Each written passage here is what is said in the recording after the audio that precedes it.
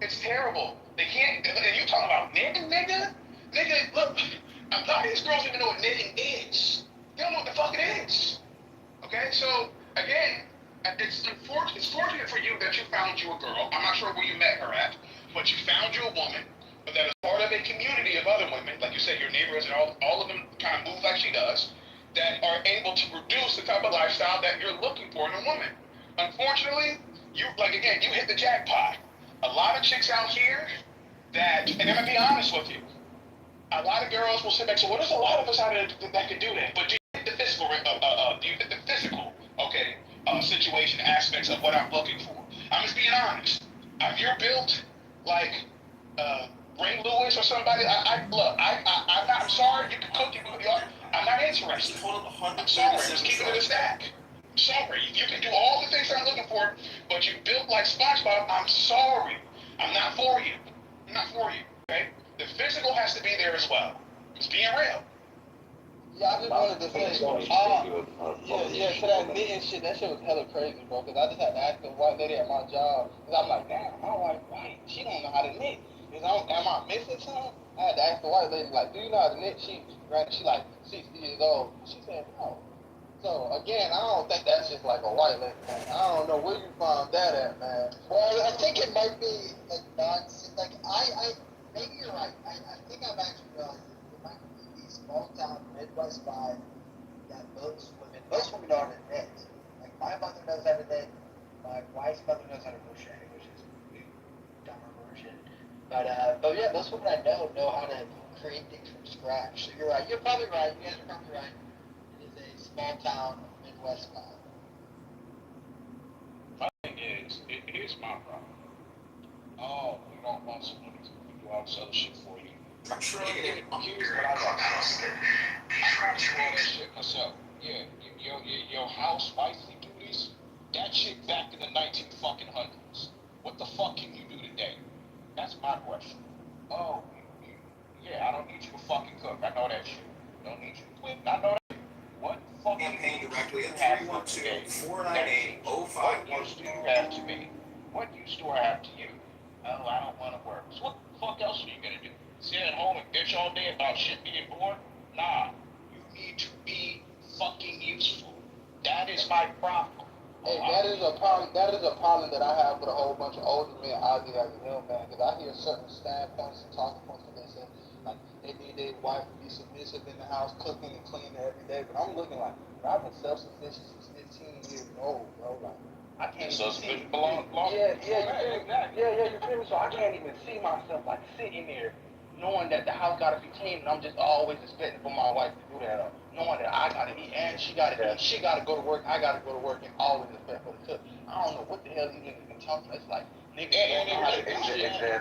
It's that whole Instagram shit, man. I'm telling people. I'm not saying like it's only the women, but in general, if you look at like who has like a global effect on, it's like you see these women with their fucked up bodies, right? Oh, subscribe to my Lonely Trans, like $6 a month. If you're selling your pussy for $6 a month, but those are the ratings, right? Like $6 is like, for like the brokies, right? And it goes all the way to like 20, 30 bucks.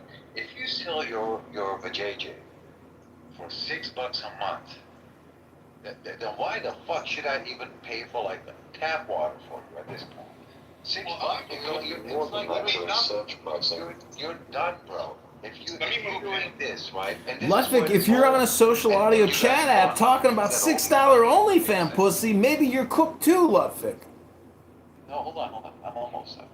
And then you got all these men. It's like, oh, look at this beautiful woman. Let me just give her like a little tip, like $6 and 1 single cent. And these women, they feel like, as much as they're fucking obese, they're like half the fucking weight of a Peterbilt truck. And they're like, oh, you see, I'm a 10. So their retardedness reaches a new level. So they're getting more and more. It's like a snowball. It's. I'm telling you, get a dog and like a bunch of bears and you're good. Let me make this clear really quickly. So, for example, as for myself, speaking for me, can't speak for anybody else. For me, I got to a position and a point in my life where I work a lot. Well, not as much as I used to, semi-retired, but there was a time where I was working a whole lot. working a whole lot to get to my position. Okay. Yes, I know how to cook. I actually cook very well. Of course, I know how to pick up behind myself. My house is very clean. The thing about it is that I am attracted to women that bring those attributes. Okay? So I personally, for example, I don't need you to go now. There's no knock against people that want their wives to go out there and make them up. There's no knock against y'all. Y'all do you. But for me, I don't have to find a girl that has to be able to provide currency for my existence. Not because again, I've already done that. I've already built my castle. I'm looking for a queen to move in. Already built my castle. So my whole thing is that for me, I prefer to find women that exhibit certain attributes that I find attractive because I don't need her to work because there's already money there. And a lot of times what ends up coming with women that work, they comes neglect. Not just to the relationship, but God forbid we have a child. And that's not every woman. There are fantastic relationships out there that both parents work and they do their thing. That is great. Again, I ascribe to a different set of rules. Just for me, personally, just for me. No knock against niggas that want to do it the other way. Well, I get that. Dude, listen, y'all get it how y'all live, my man. Get it how you live. But for me, I personally prefer a woman who has certain attributes. Can you cook? Because and even though I know how to cook, I like being cooked for. I like being cooked for. I enjoy that.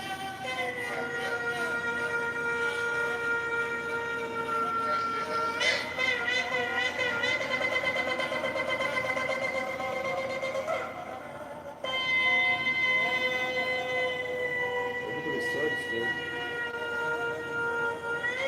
Everyone sucks. Figure it out.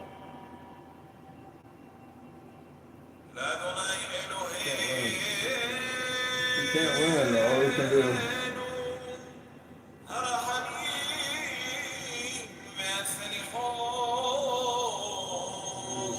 Okay, let them roast.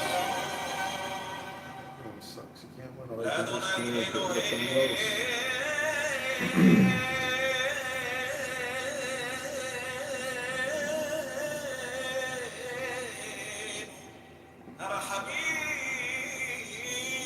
Let me talk my shit.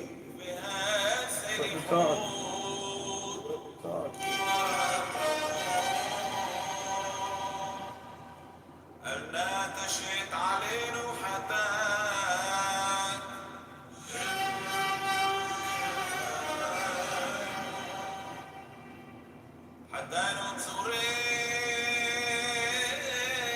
Sorry, Vincent.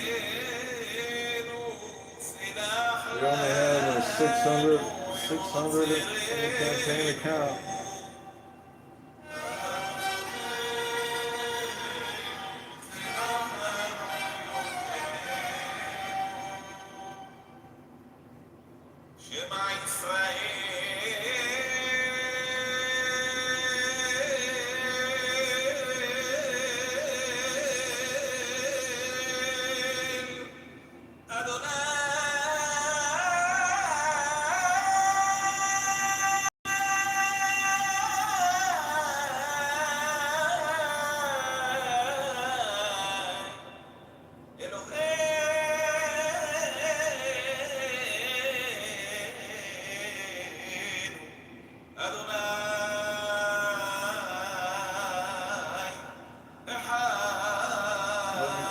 Everyone sucks. You can't win. All you can do is let them roast.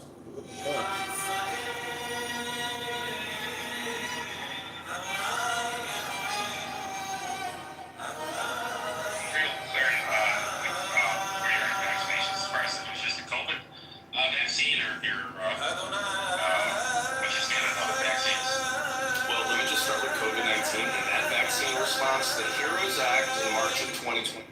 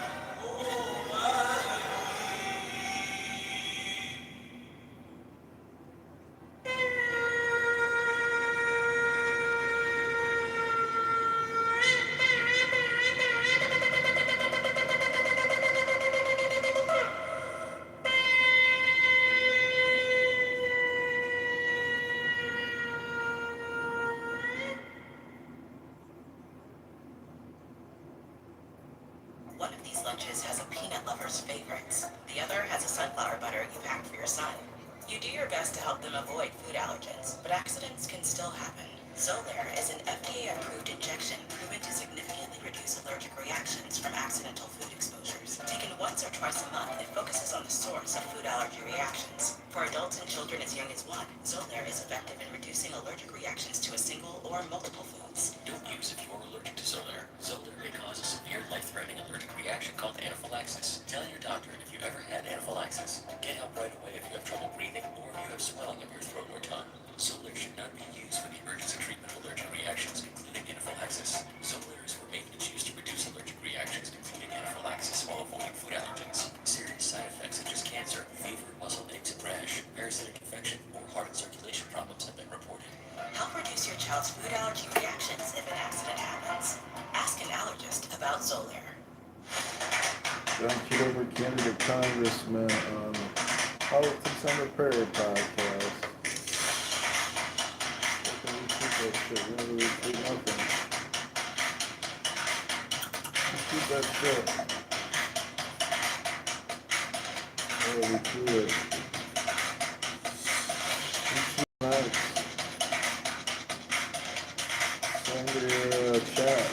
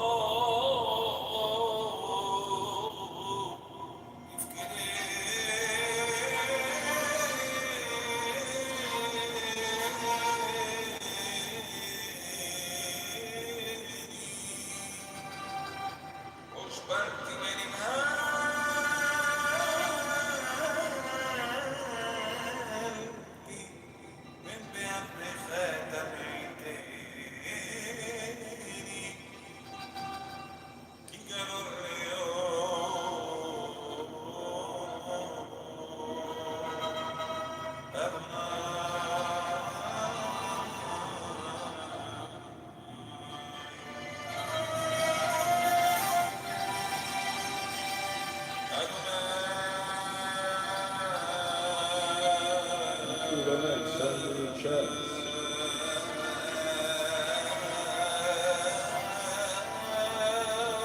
We should do. You want to do a Zoom podcast?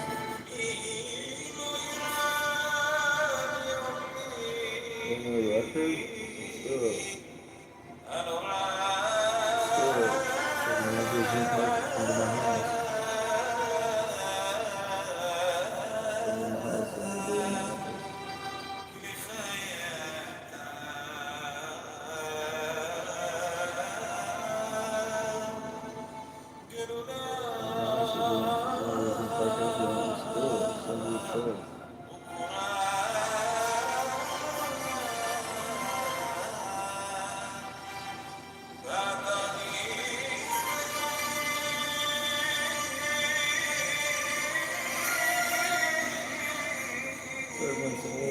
campaign account started 600 for a strap.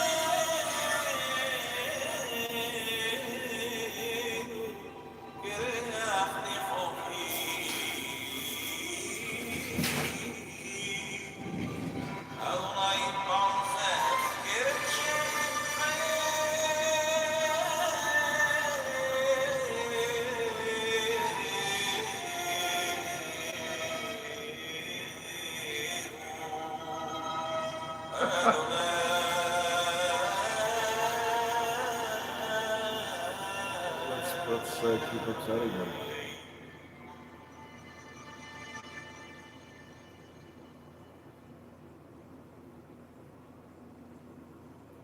What are some of your go-tos? Outside of like basketball, more relatable.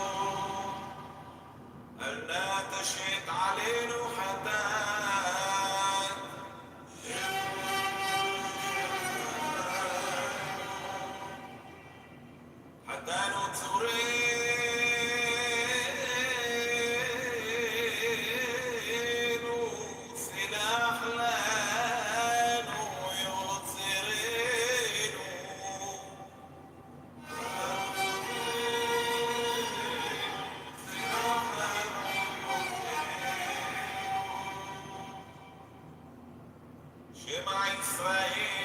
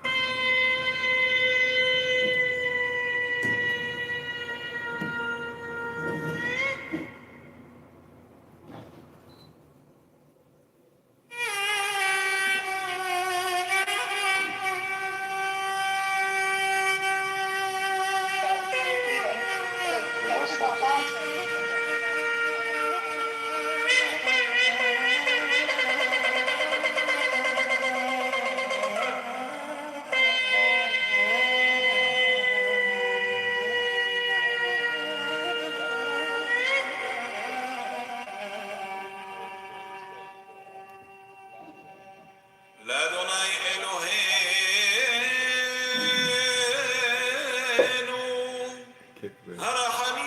הרחמים והסליחות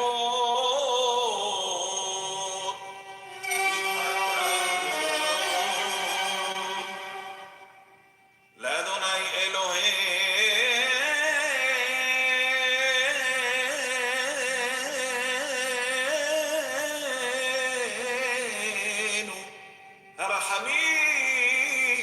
הרחמים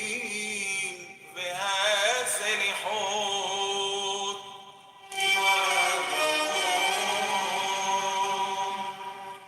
אל נא תשת עלינו חטאת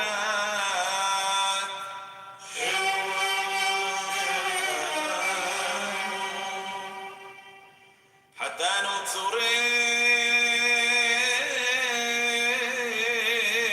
צורנו סלח לנו יוצרנו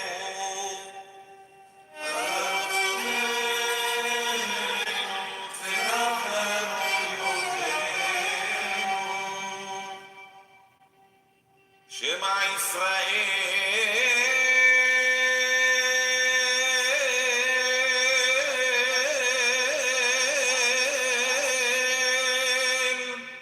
אדוני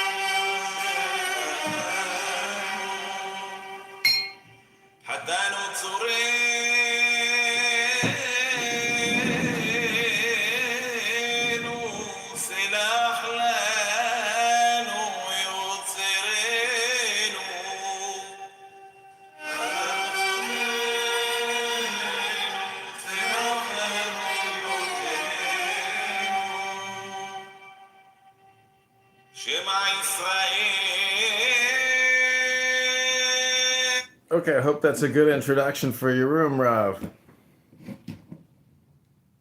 John, What this up, babe? song is giving me negative vibes. Really? You're getting negative vibrations from this? Listen closely. But it looks amazing aesthetically.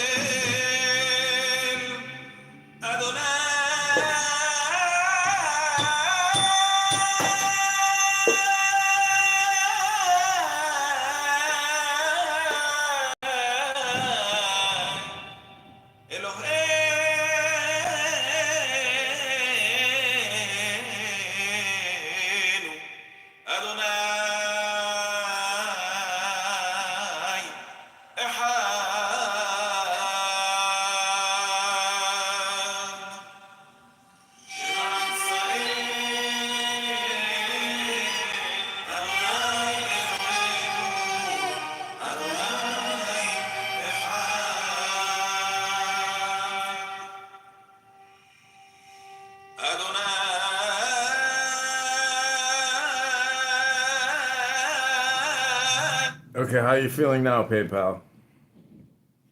Amazing. What did he say? I like the music, but little scary. Did he say God is everything?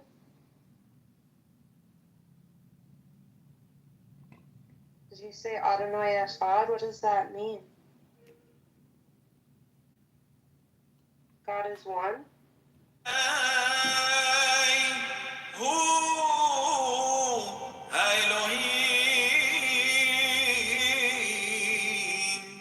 Okay, so Elohim is like God.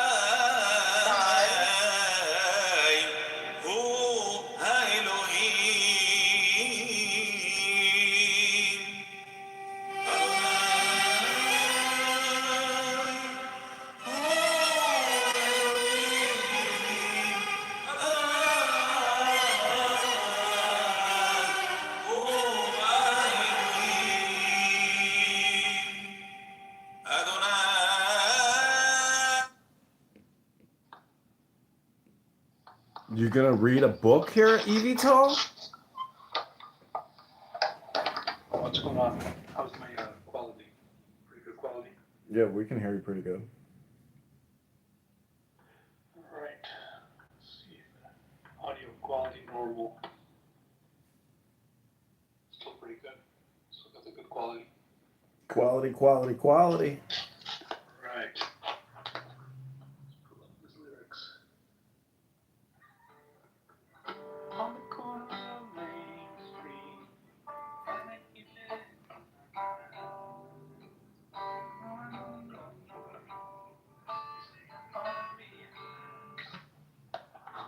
you guys ever heard that one? No, I never heard that song. It's work. I forgot that you played music. You ever heard that one? No, I never heard that one. Read my mind.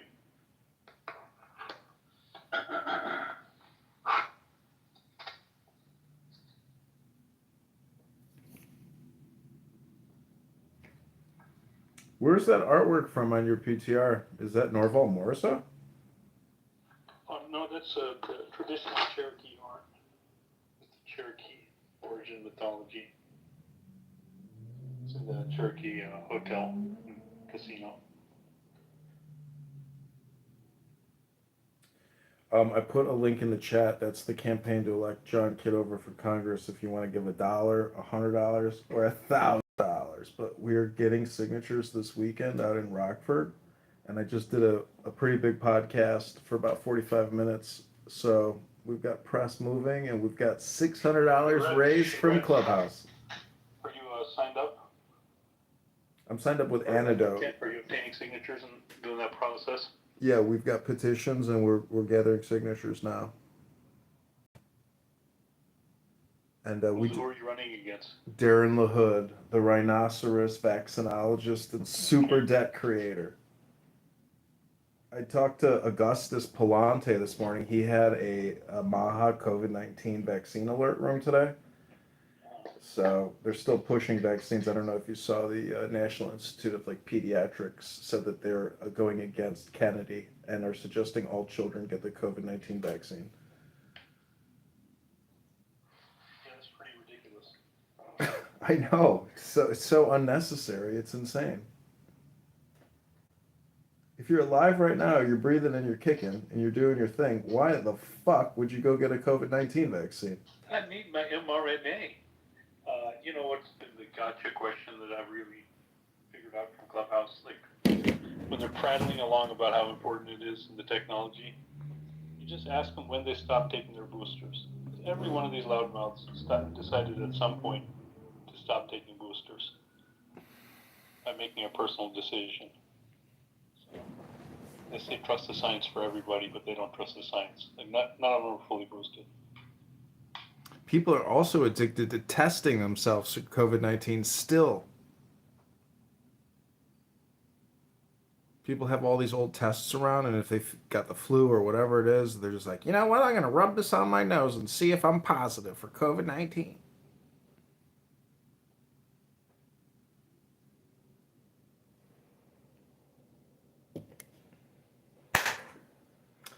Anyways, are you going to play more? Because I got some musical instruments over here, too. I was doing earlier. Have you ever heard me play the Chinese flute?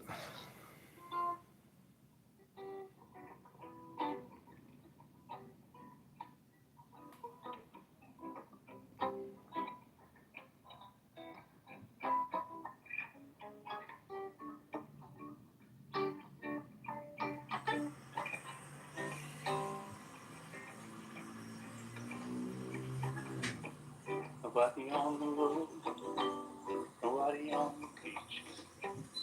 Feel it in the air, summer's out of the reach.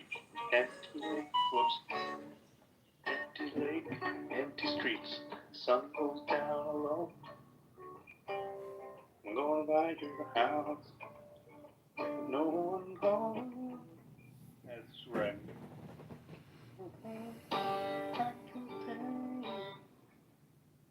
I gotta practice that one. I was just messing around with that earlier. It's the Don Henley Master.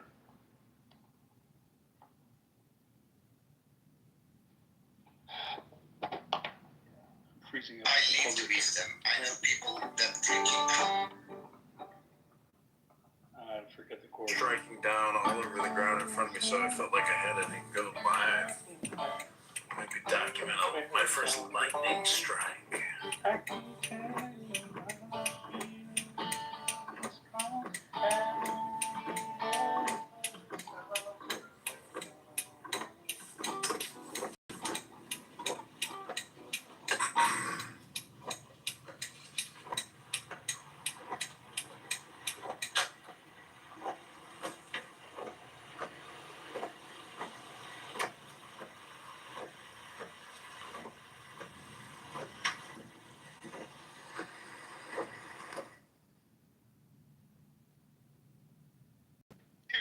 Okay. This is so funny. I love when Arabs roast each other. Nothing is more hilarious than that. الله يبارك حبابه John. Allah حبيب قلبي. John, what's going on? This is John Kitover. secret agency, dumbass nigga.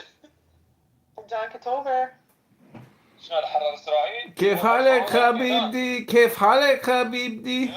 Oh my gosh, hello. Yo, R. Hello. What's up? My name is Adam Ferrari, Chief Executive Officer of Phoenix Energy. For real? I look forward to you joining the Left. Man, that's all good, but he can use it later. Yeah, he's using it. He can share it with his family. Yeah, محمد صلاح بنقحبه بعد. Yeah, Muhammad left. والله الشباب Penny. اليوم نور. Yeah. Let me talk to your boy Titi.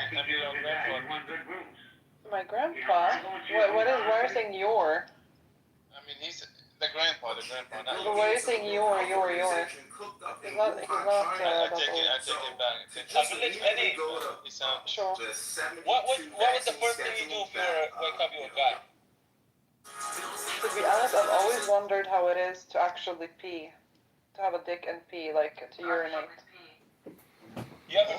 You have a little tiny clitoris. Your little clitoris is like a little penis, and when your little clitoris is to take a pee pee, you make a pee pee through your little clitoris penis. I would feel everything. Put it in John mouth. John بتنجح بمدة احتياج طاقة. Sorry, I'm getting serious. I can't do this. Don't drop that, my friend. Hey, go ahead, David. Yeah. No, I'm saying I would actually pee on everyone and everything.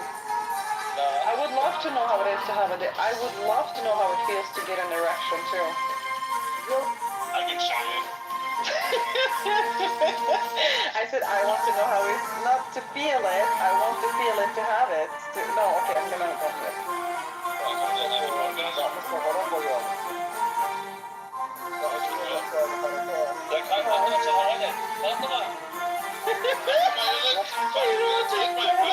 Fatima, they said. She really looks like my brother.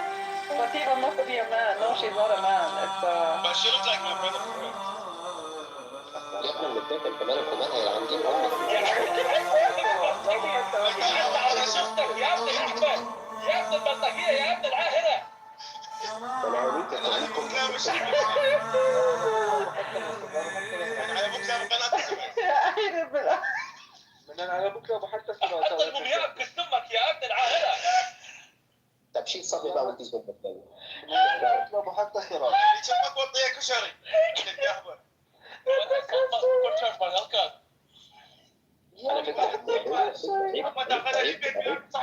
عيب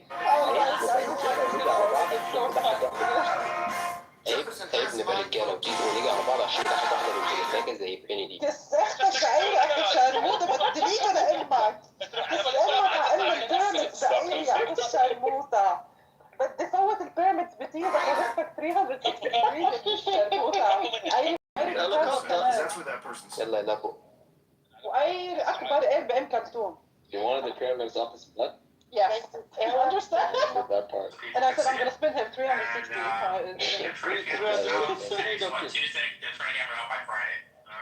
Okay, God bless George. I really يا appreciate جماعه ما it. ينفعش واحده بنت متناكه زي دي تسخن 5-6 رجاله كده وانت ابن زانيه تلاقيك اخوك محمد الله حتى Beautiful bill act gives the Fortune 500 $500 billion a year in tax credits. That's all future tax liabilities for you. It's transferring from the Fortune 500 to we the people. penny.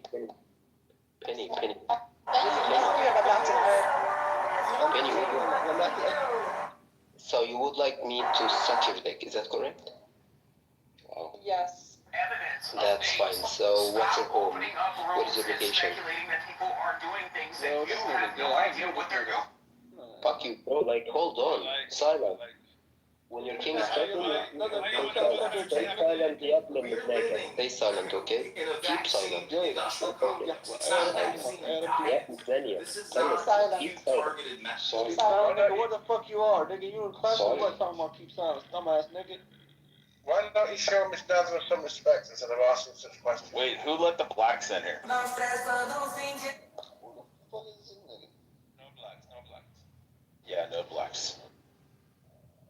Yeah, guys, remove any black people from here. Yeah, this is a Muslim room. This is a predominantly Muslim room, so... No, I'm not a Muslim. No, I'm saying it's a predominantly Muslim room. There's a lot of Mohammedans in here. So, like, we can't have black people in here because Muhammad hated black people. Man, shut your bitch ass up, dumbass. Muhammad did hate black people. He said, he said respect the Ethiopian even if he has a head like a raisin. No black, no Jewish. And he said that the chin on your left shoulder is black. Fuck you. So is the dog. Use a left shoulder. By the way, يا محمد هلا انا قلت لك يا ابن الشرموطه لانه انا هلا Exactly.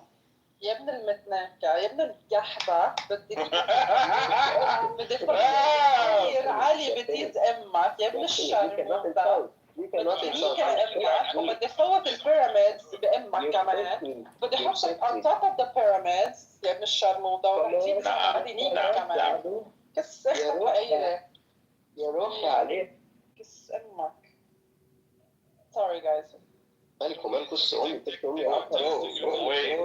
Penny, do you believe that Muhammad sucks dick in secret or in I have public? respect for all religions, so I don't. No, this Muhammad, the Muhammad from Egypt. Sorry. Wait, I want to say something. Yeah, I mean, we all know that Prophet Muhammad sucked dicks, but No, he did. And I saw the Prophet kneeling down, lifting up the gown of Muhammad, spreading open his legs, and kissing his baby penis. That's what it says in the Hadith. Okay, wait, hold on. Let me tell you something. I mean, that is what it says. You know why Jesus never had sex before? No, Jesus Because jokes. Muhammad was too busy fucking kids. You know No, Jesus. He's not even a Christian. He's not a Christian. What he is? 85. Why is it exactly? Why is it? Yeah, I know, right? Yeah. All that. You Turkish Lord. So listen, 85. I have a question. Why does it say that Muhammad went down to the river with a young boy, and when he would, after his prayers, he would come back and Aisha would clean him up, saying it's all Come on. Hey, Muhammad, you know it's true. Your prophet would come back covered in semen stains. Fuck you, man. Like, oh. Here, it's No, it's not. Are you Armenian? No, it's not. Shut the fuck up. Are you Armenian? Left shoulder, do not talk. You Armenian, nigga? Fuck Do not talk left shoulder. nigga, you a honky. Bro, you're left shoulder, bro. Muhammad hates you. Prophet Muhammad said you're a dog.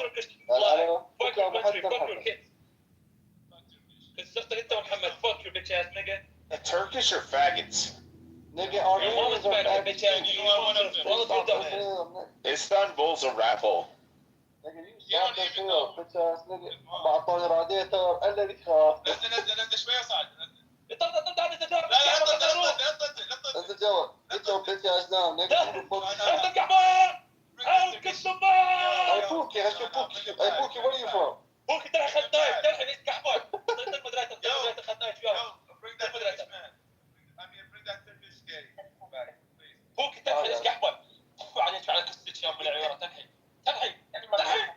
Hey Pookie, how you doing?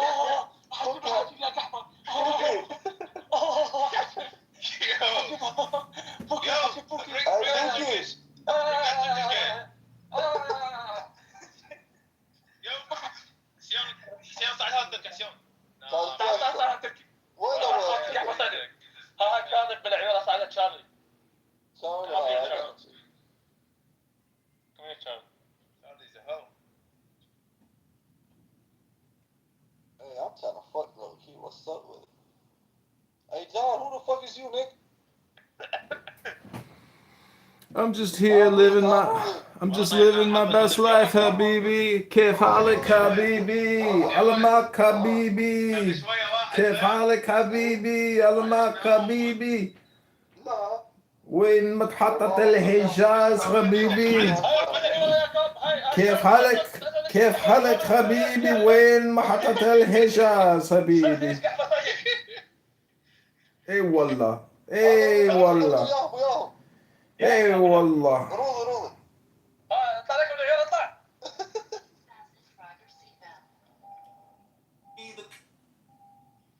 Charlie, I swear to God, if we go train on your dumbass, we make you fucking walk sideways, dumbass bitch.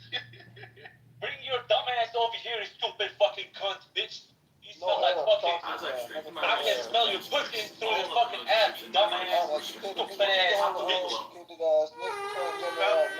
Yo, Charlie, come here. اي والله حبيبي.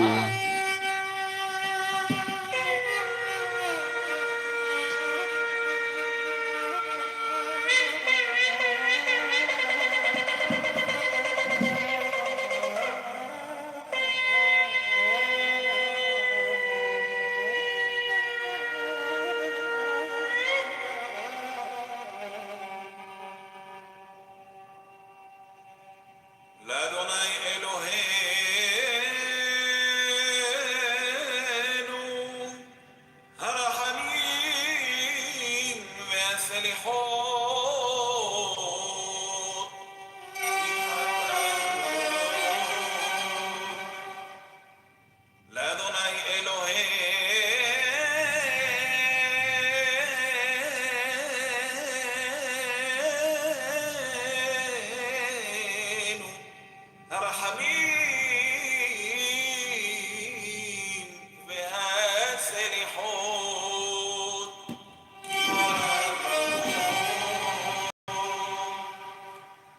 ناتشت علينا حتات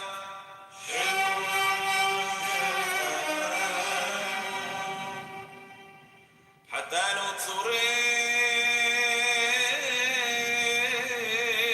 نتصرين وسلاح لانو يوصرين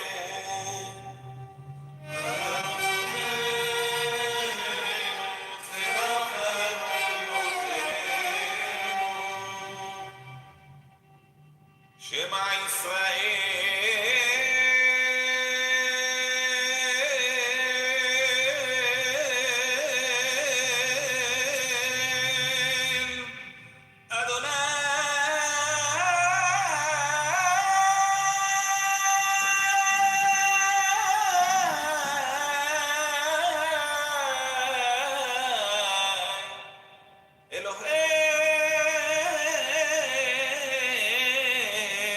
إلهينو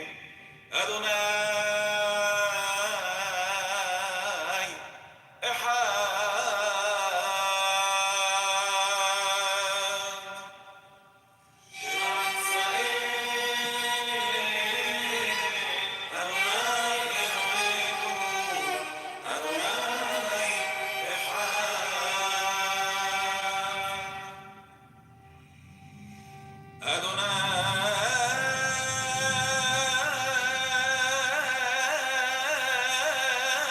أدوناي هو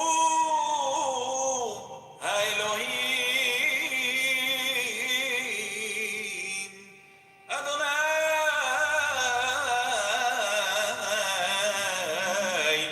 הוא האלוהים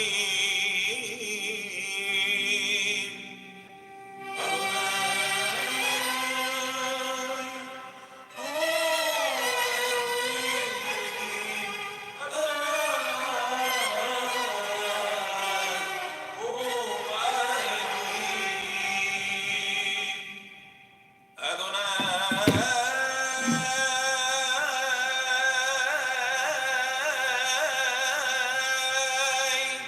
הוא האלוהים אדוני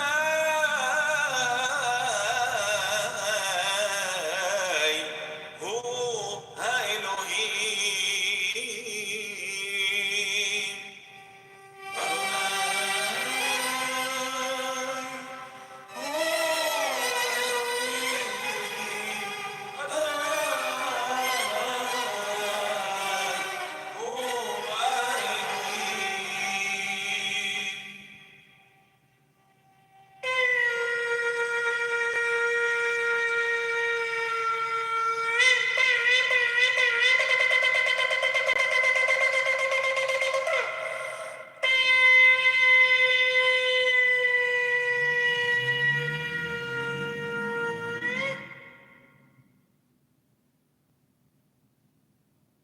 One of these friends can order whatever she wants from the menu. The other has food allergies. You do your best to avoid food allergens, but accidents can still happen.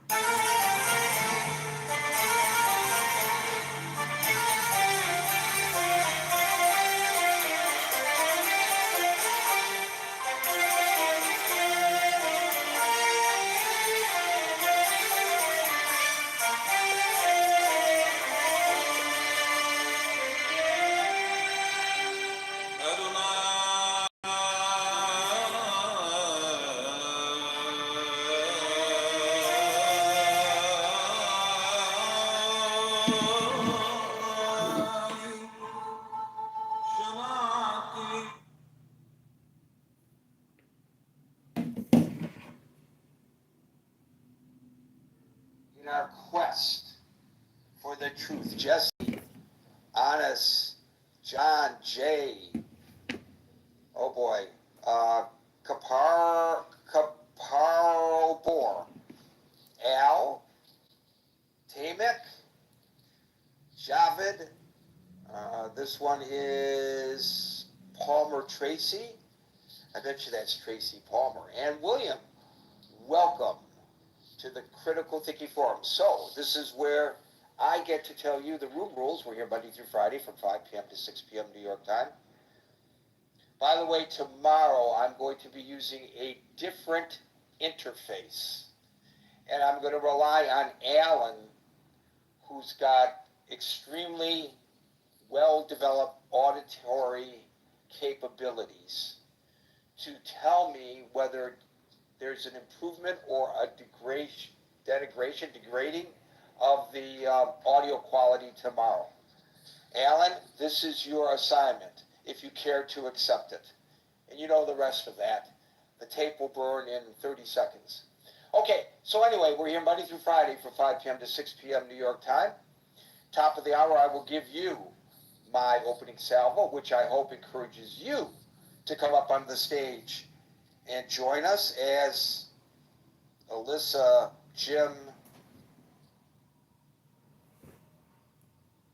and with great trepidation, John, perpetual candidate. Why great trepidation, Gary? I'm inviting him up to the stage, Scott, because he's your friend, and I am going to hold you responsible for his conduct. I will gladly be responsible for my good friend, the candidate, Congressman hopeful, John Kitover. I will tell you one thing, if John gets elected to Congress, you think when George Santos was there, Congress was, an interesting place to watch? You think that Marjorie Taylor Greene, wait till John gets in there. They're going to say those people were vanilla. He's nothing. the real Vanilla compared to John. Vanilla. Okay, and John, no more memes in the chat. Thank you. I know you'll probably come back under another nickname. We do not want memes in the chat. It's a serious discussion, and we will keep it that way. Anyway, boy, I'm going to run out of time here. I will call people in the order in which I see them, which may not coincide with the order in which you see yourself. Worry not if it appears that I've skipped over you. I always get to everyone. Unlike many of the other rooms on Clubhouse, we speak one at a time, and we endeavor to not interrupt one another, and we endeavor to treat each other with a degree of decorum and respect, and for that, I thank you in advance. Generally speaking, after people speak, they're removed to the stage to the audience, not punitively, but so that I can maintain the order without getting lost. If this happens to you and you want a second go at it, raise your hand, time permitting. You will be given a second opportunity since we are here from 5 to 6 p.m. New York time at about 5 minutes to 6. We will no longer be inviting people onto the stage, but if you're already on the stage and in queue at the 6 o'clock hour, we will go into extra time to give everybody an opportunity to speak. Welcome to the Critical Thinking Forum. That's the fastest in history. A new record by Gary Baumgarten. Caper, John, welcome to the stage. I don't think I'm going to have time to welcome people individually who have subsequently joined the audience, but welcome to you all. And Tiger, congratulations for the fortitude to come up to the stage after yesterday's discussion. Maran, welcome to the stage. Seconds away from starting at the top of the hour, literally. Barbie, welcome to the stage. Welcome to the Critical Thinking Forum. We're here Monday through Friday from 5 p.m. to 6 p.m. New York time. Today I wanted to delve back into what's really going on with Mr. Putin. And I think now, there was a lot of speculation when he went to Anchorage about whether that was all form and not substance. And I think a lot of that was a criticism of the president, but really the critique should have been, I think, and I think we're all potentially guilty of this, if I'm correct in what I'm about to say, the critique really should have been about Putin. Because it seems that Putin is playing the president, he's playing Zelensky, he's playing the European community and NATO, he is playing the world.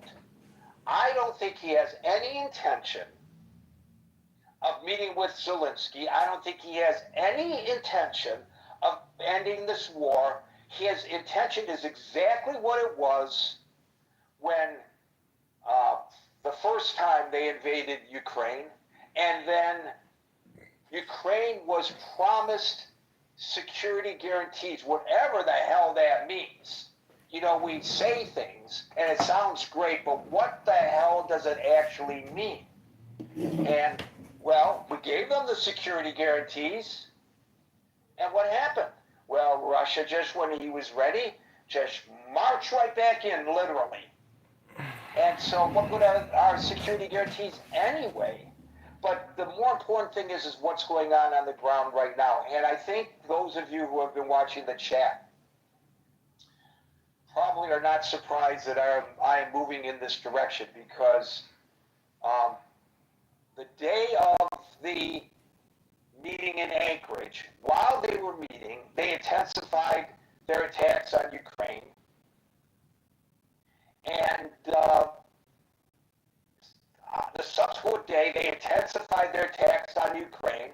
And I wrote in the chat, and folks who are uninitiated, the chat is linked above. It's a Facebook Messenger chat for Critical Thinking Forum users. It's open 24/7. Feel free to join and participate. I use the terminology, Putin is flipping the finger at the world. And now, without question, because the president said as recently as yesterday that the Kremlin has indicated that Putin is ready to meet with Zelensky. And all of the speculation was, well, where would they meet? Who would be there? Would Zelensky be safe? Because, you know, they tried to assassinate him. And all of that was wasted rhetoric, because he has no intention, in my assessment, of meeting with Zelensky. So today we learn, it's what the president said yesterday, the Kremlin has not formally agreed to meet with Zelensky. So it's all BS, like most of the stuff that comes out of the mouths of politicians and diplomats. BS. It's totally meaningless, except it's not meaningless to the people who are being killed. And when we say people are being killed, This is the Gary Baumgarten podcast on Clubhouse. Something that we rarely talk about with specificity, but it is so necessary to do so. Unlike in Gaza, somebody tried to make the comparison. Unlike in Gaza, where Hamas was hiding behind civilians, presenting a conundrum for the IDF. Do you go after them, or do you let them live and basically give up on the war because they're hiding behind civilians? So what Israel tried to do, as best as they could, with some success and with a lot of lack of success, they notified the people who were living or working or whatever in that facility were coming, get the hell out, and then they would attack. And of course, when they warned them, of course, they were also warning Hamas. So many of the Hamas guys, as soon as the warning came out, you know, the people fled the building, and the Hamas people went underground, literally, to tunnels that were built under the buildings. Okay, fine. But there was a reason, a rhyme, a reason, whether you agree with it or not, as to why Israel attacked what appeared to be civilian populations, despite their attempt. And by the way, they did the same thing in Iran.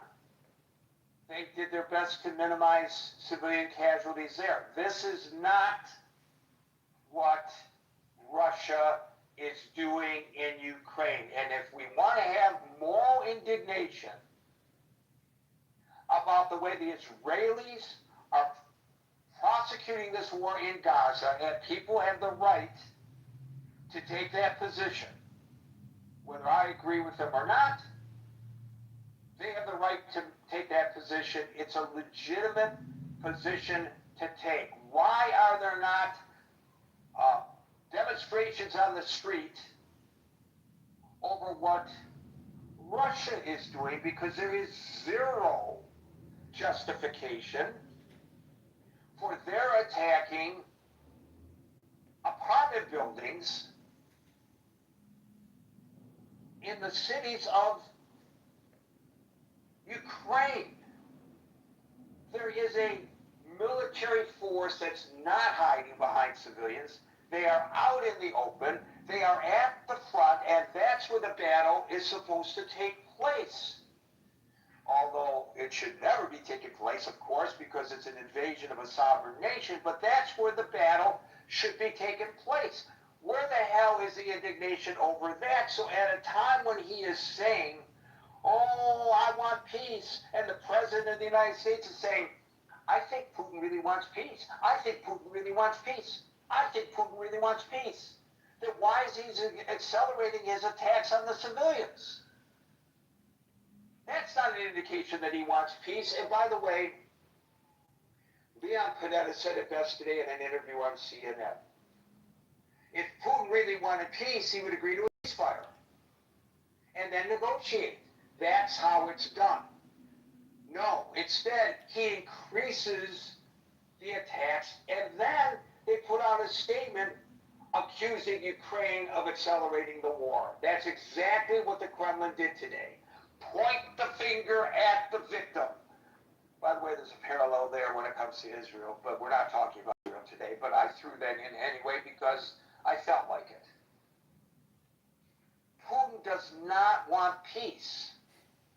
Putin wants a military victory in order to get territory that he wants, and until Zelensky is willing to capitulate and agree to this so-called land swap, which is not a land swap, it's swapping occupied territory for unoccupied territory.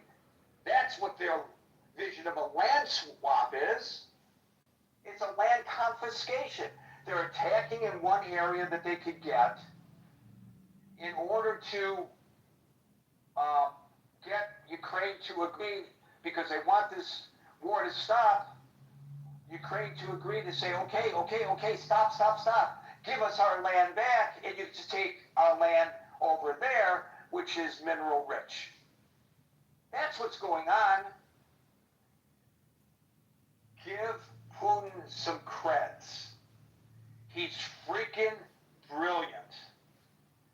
And there's been a lot of discussion about how easily Putin is playing Trump, and has always played Trump. A lot of people have made that allegation. I don't know whether that's fair, or whether the people who say that are saying it because they just do not like Trump and can't say anything positive about him. I will say, I will take Trump at his words and say that he wants to help negotiate a peace, and it may not be altruistic, and maybe because he really wants that Nobel Peace Prize. He said so, but I don't really care what his motivation is. If he's successful in helping broker a peace, all power to Trump.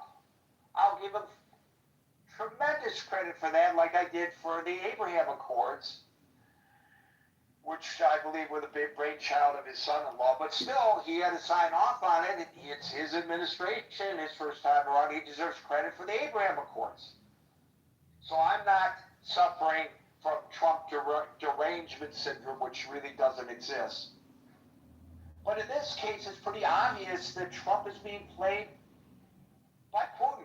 What did Putin get out of this? And somebody was really, two people the other day were dismissive at my suggestion that Anchorage was a photo op for Putin, who's trying to establish his image as a serious member of the international community leadership. And so he's greeted by an applauding President Trump on a red carpet, and then is given a ride in the Beast, and people say, that's no big deal. It's tremendous deal. And to Putin, it's sort of like the image of him riding bare-chested on a horse. Remember that? That's exactly what this is to Putin. So Putin got that out of it.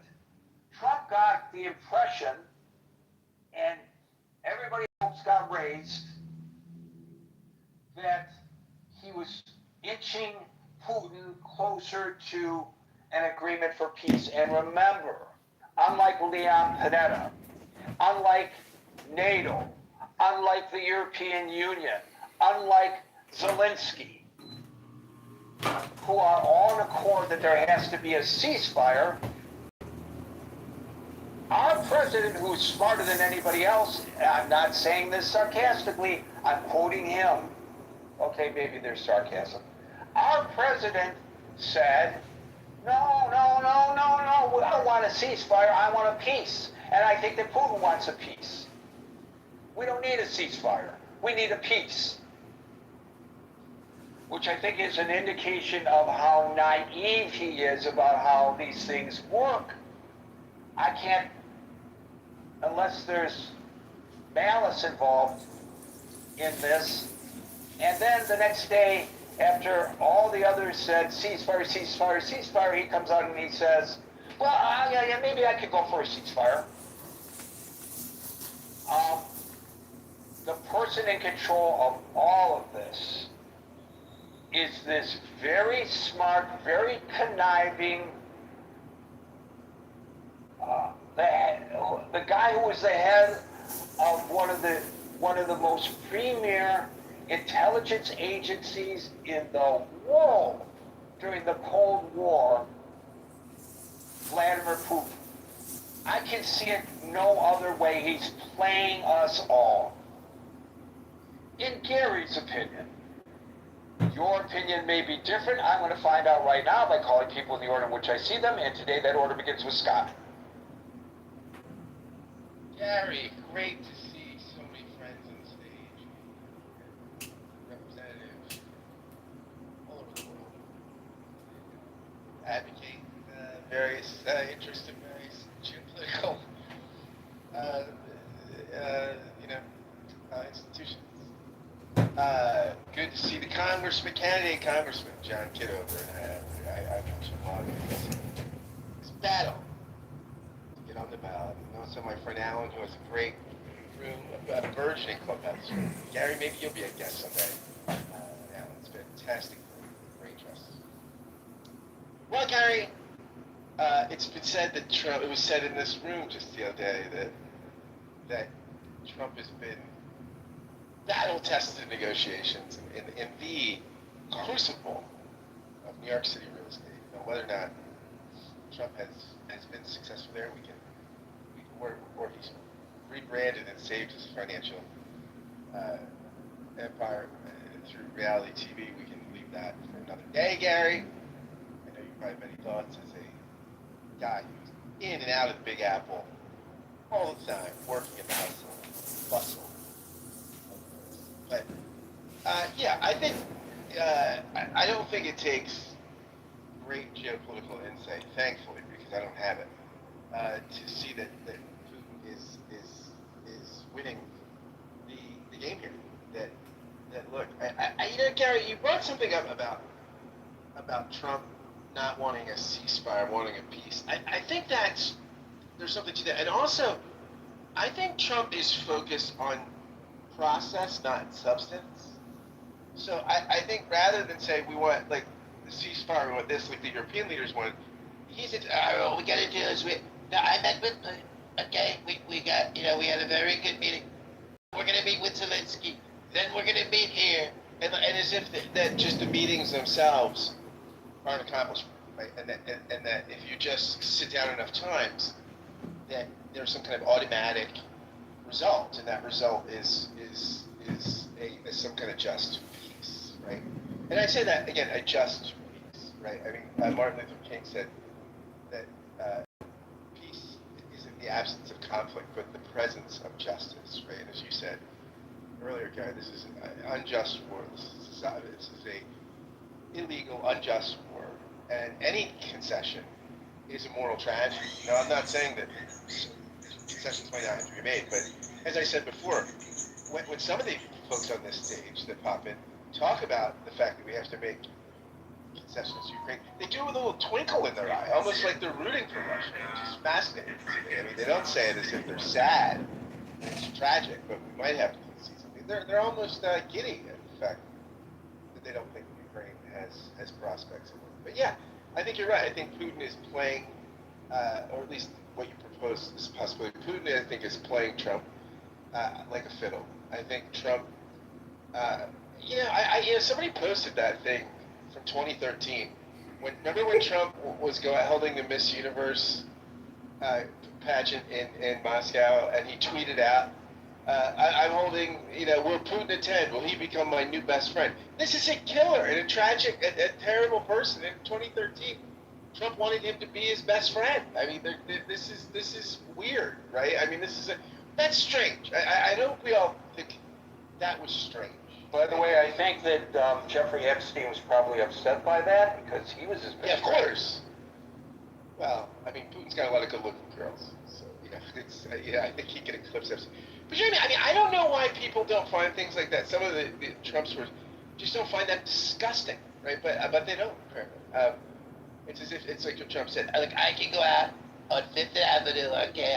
I can shoot somebody, and I wouldn't lose a single vote for my supporters. He's right about that. I mean, Trump has been right about many things, and one of them has been the absolute.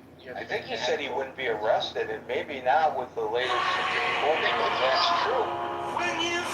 Well, the problem is that the Supreme Court is ruling they can't lock Obama up now for all the planning to steal the election with all the Russian propaganda. Tulsi Gabbard, the great Tulsi Gabbard.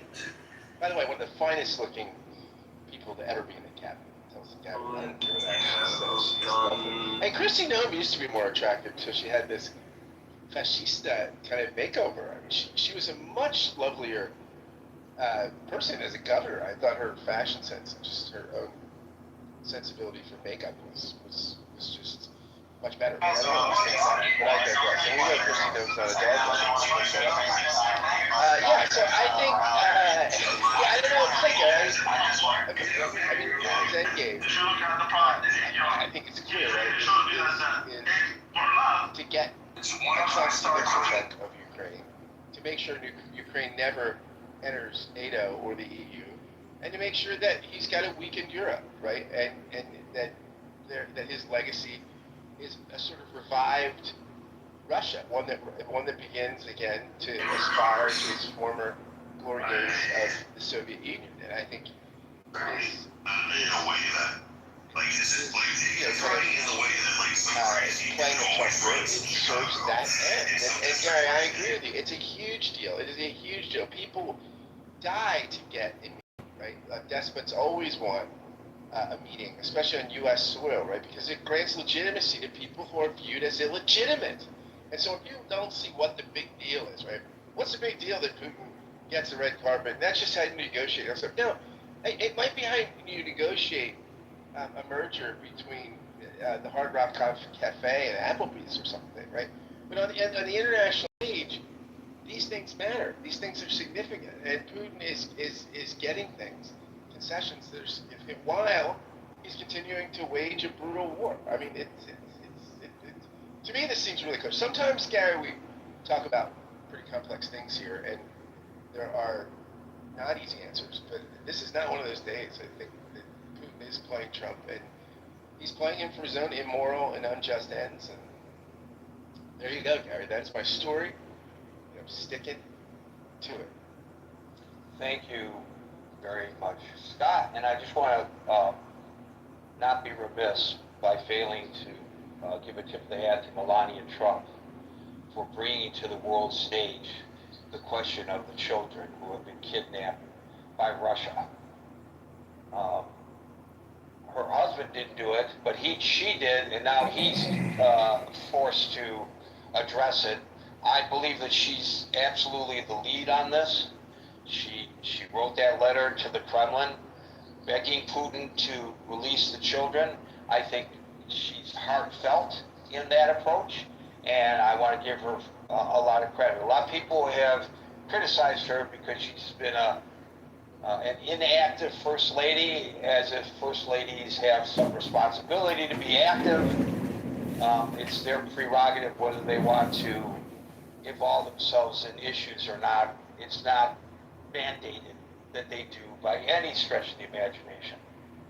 But in this case, I give her a lot of credit for actually getting involved, and she's got the bully pulpit, and at least it's being discussed now.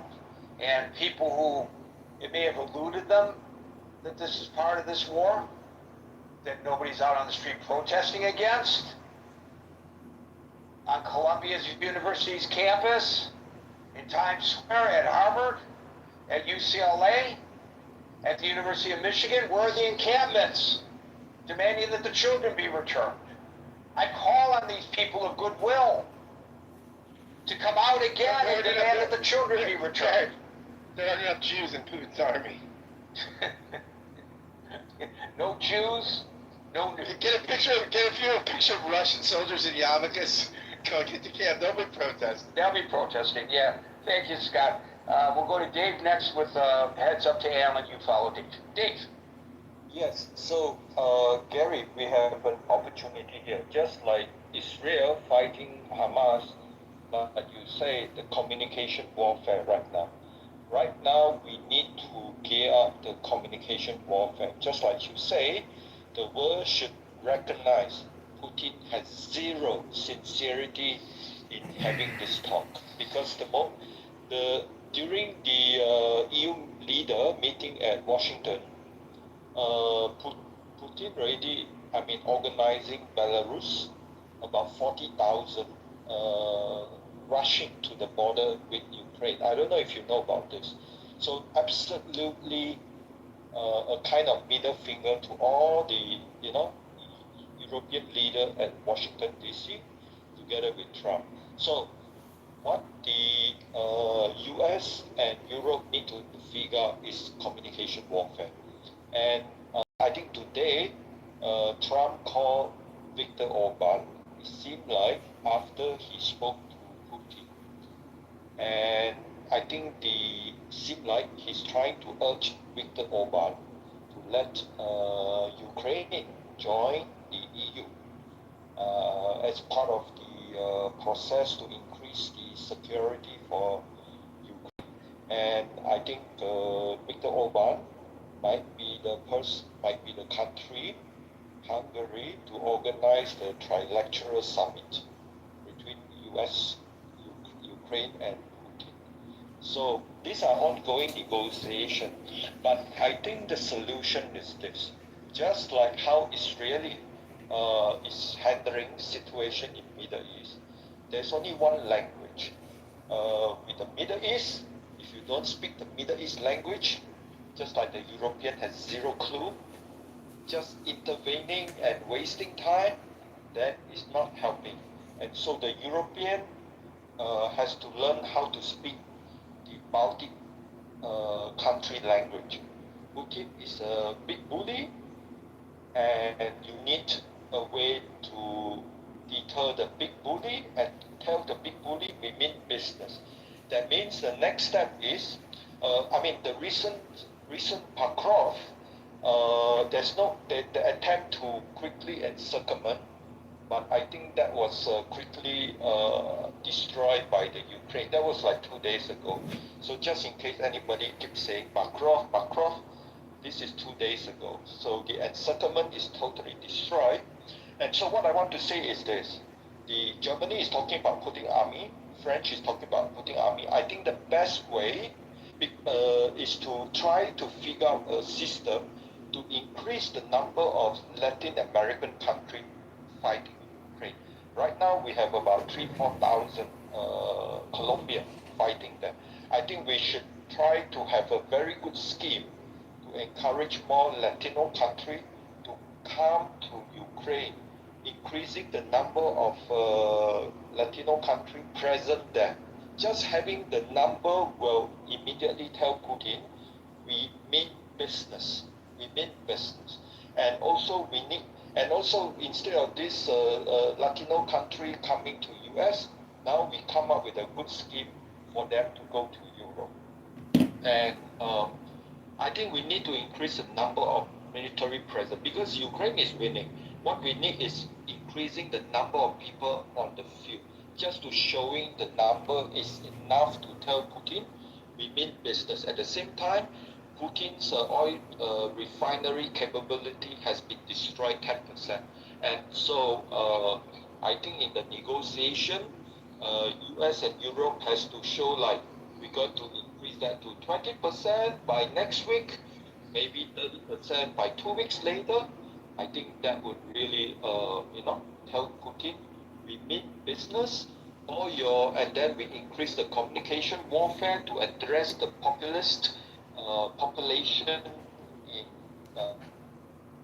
Europe who tend to favor a little bit of Russia. So, but basically, just like Russia in Israel, identify the strategy of multi-front war and work on it one by one, just like what Israel has achieved. All of them is gone.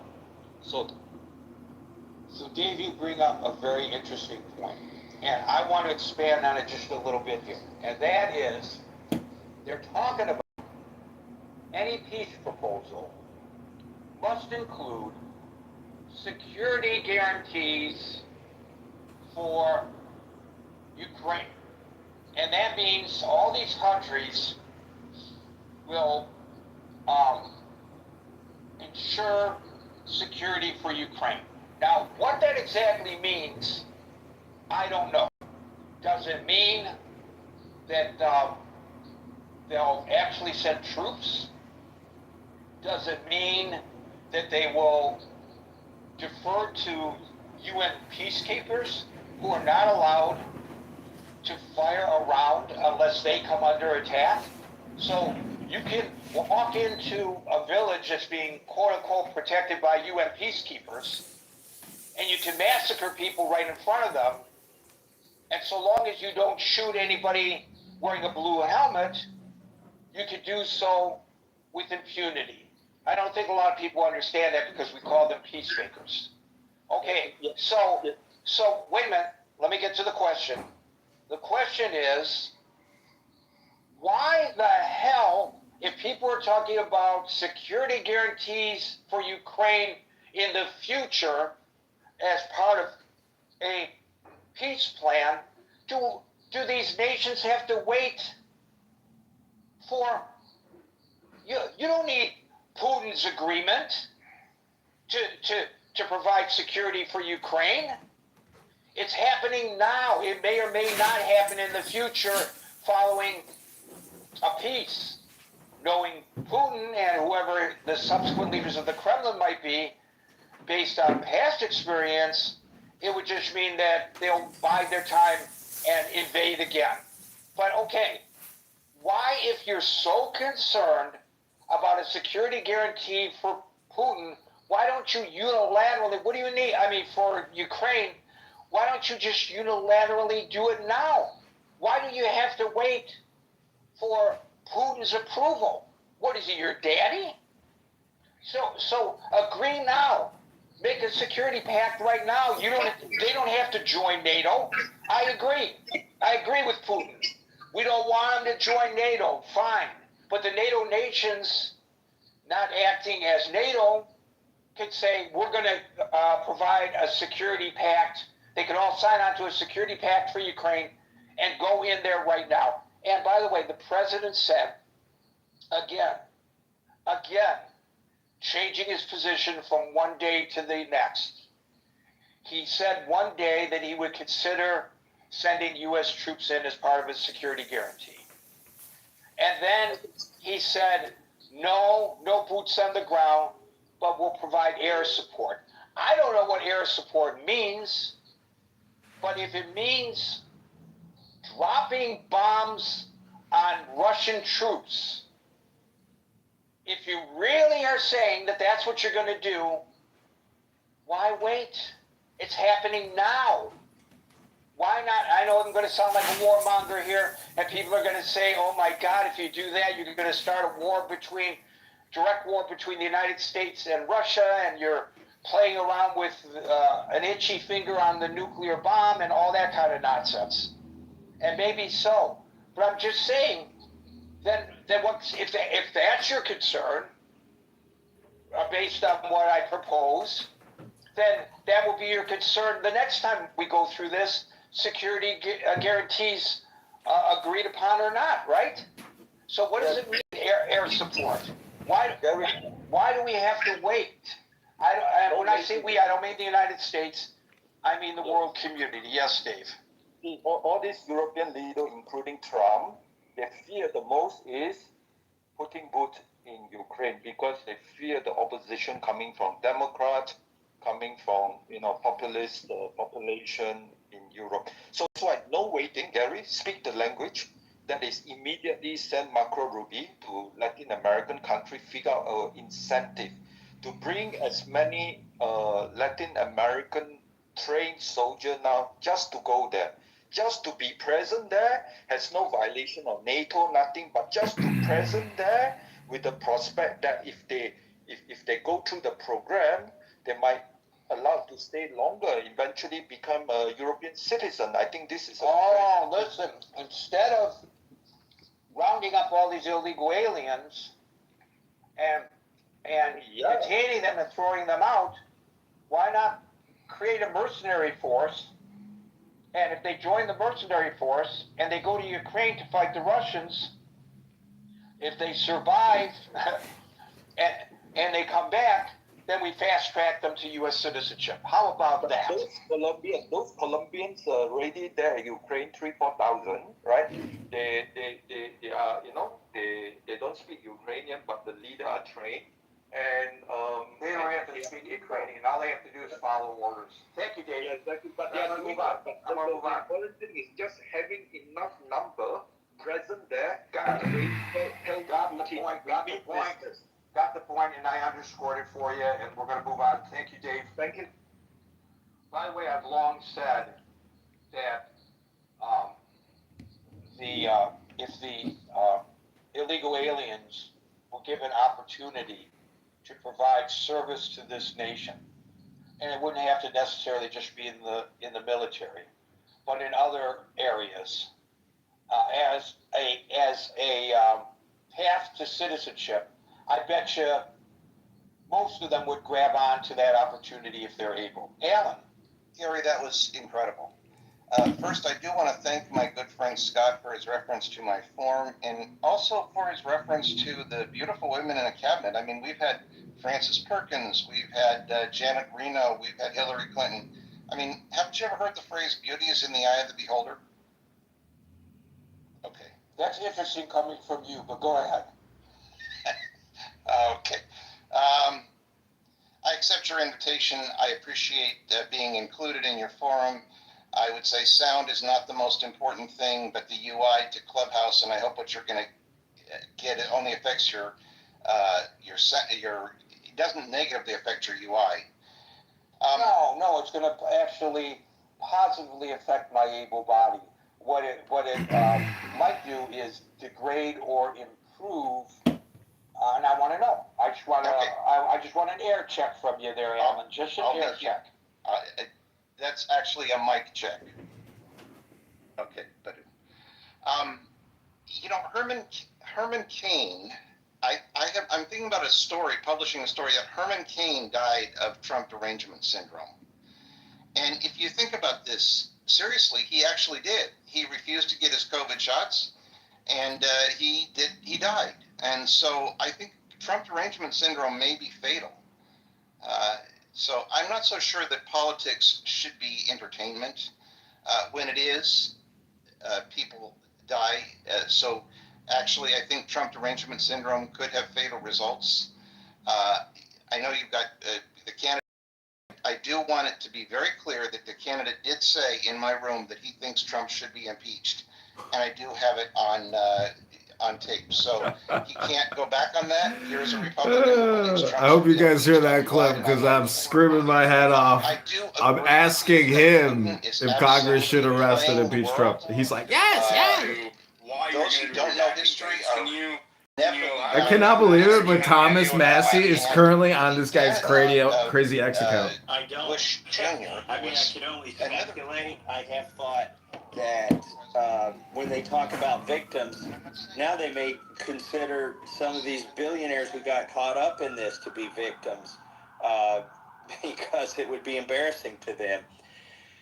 Admittedly, the legislation that Ro Khanna and I introduced, because we have to get 218 signatures, we did have to allow for exceptions for national security.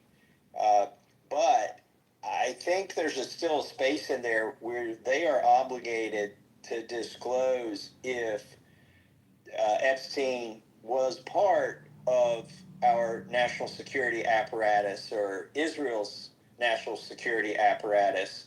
So I am concerned about the redactions. One question I don't know the answer to, but I suspect I do. I've got a suspicion of what the answer is.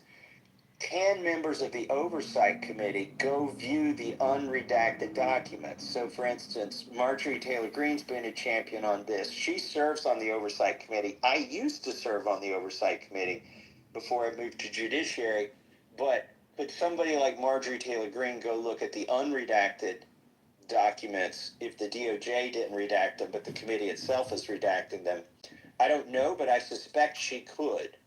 And I suspect with a motion there when the Oversight Committee meets, they could probably the membership could probably grant themselves access to the unredacted documents. And of course, they'd have to view those in some kind of SCIF type setting. It'd be interesting if the redactions were, if they say why they were redacted specifically. Sometimes you receive information in these committees that's confidential, but it's not classified.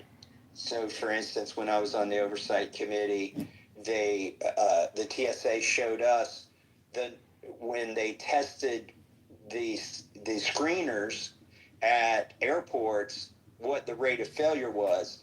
Now, that information was confidential, but it wasn't classified, for instance. So we could view it in a room. We didn't have to go to a SCIF. It'd be interesting to see what level of classification, if any, they try to apply to this. It's interesting. I mean, I'm just going on your word that they'll be redacted by Oversight Committee and not. That's, I mean, I was reading, that was the statement that the Oversight, I'll put it up in the Jumbotron. Well, here's something else in that same vein that's interesting. Former Attorney General Barr testified, and they didn't do that in an open hearing. They did it, it's in a closed room. And typically, if you're a member of that committee and you have enough heads up, you can go. I'm going to see if I can get some of my friends on the Oversight Committee to fly back in town and attend some of those other transcriptions, testimonies that happen behind closed doors. Because if you can't get the transcript of former Attorney General Barr's interview, it's almost like a deposition. If you can't get that, the next best thing is to be there, and you can actually ask questions if you're on that committee. So I'm going to encourage some of my colleagues to see if they... Is it not true, okay? Many citizens, U.S. citizens don't know this, but Congress, particularly House members of Congress, have what is called ultimate free speech protections.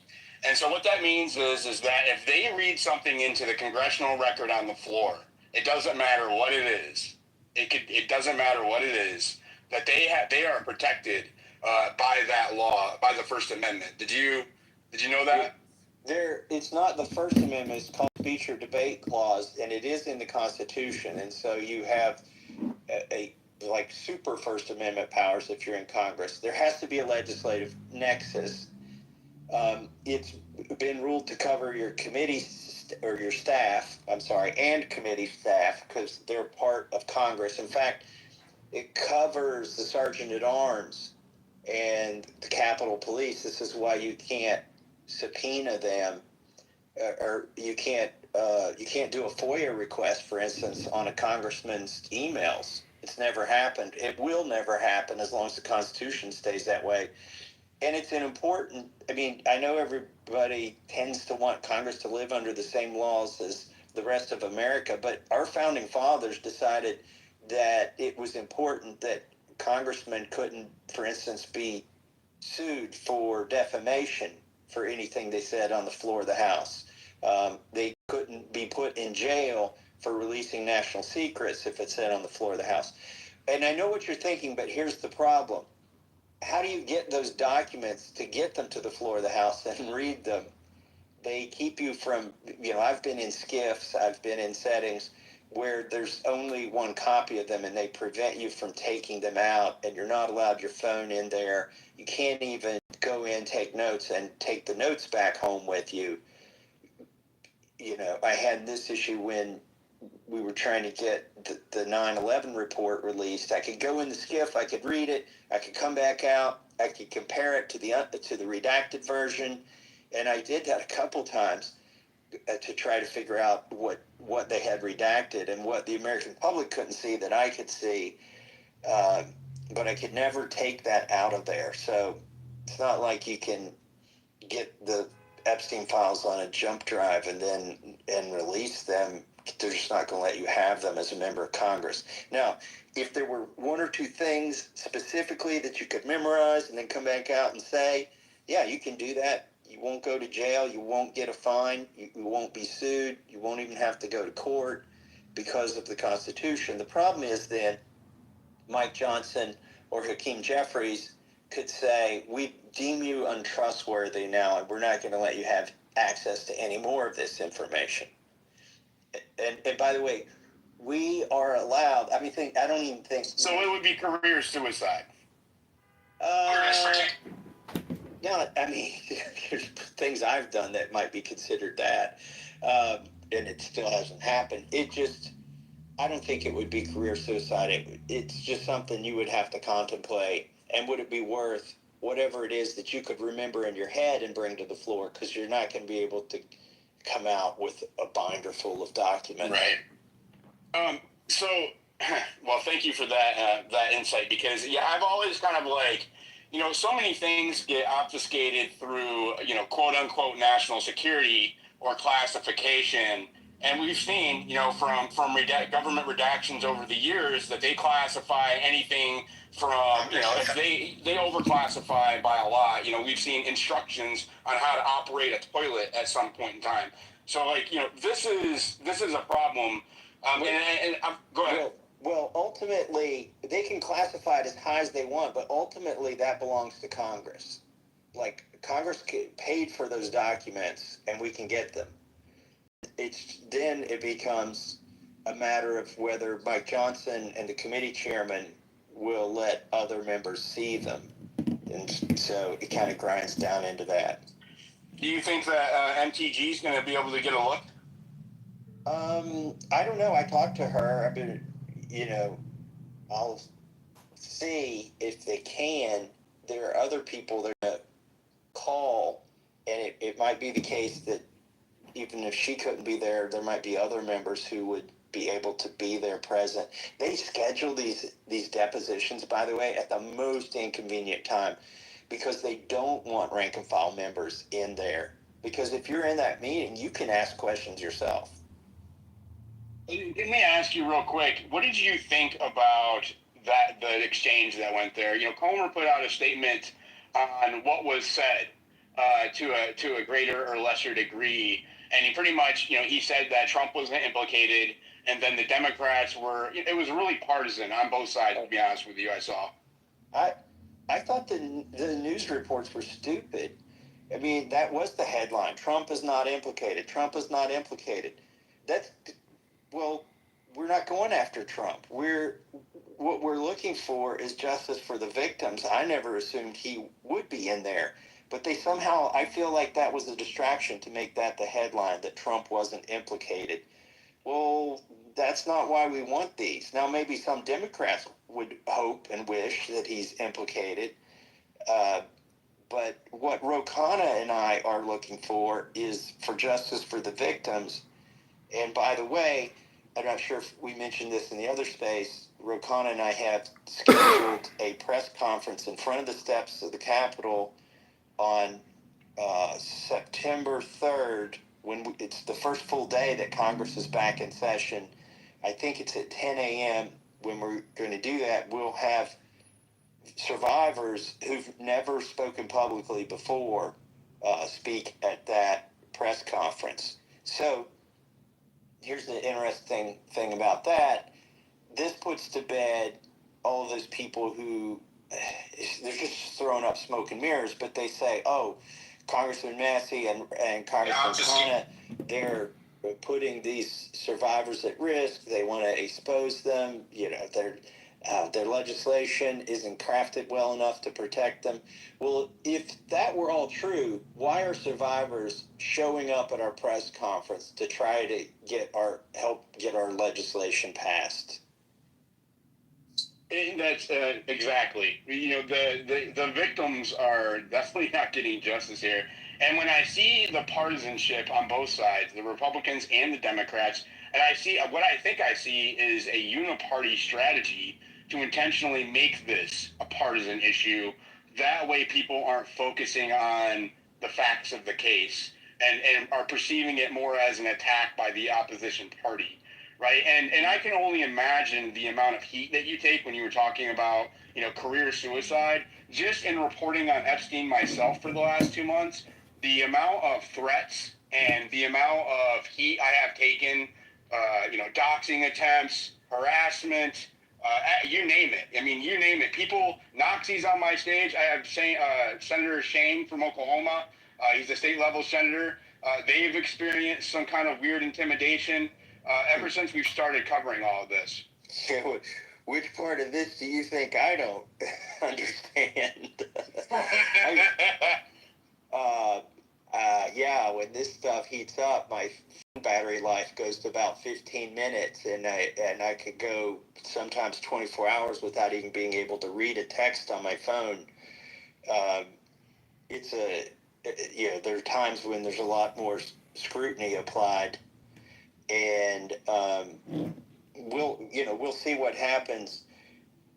Definitely, they're keeping score the wrong way in D.C. I think Democrats are keeping score by the number of times Trump's name might appear in the documents, and the Republicans right now are keeping score on if they can just completely avoid taking this vote and going on the record at all.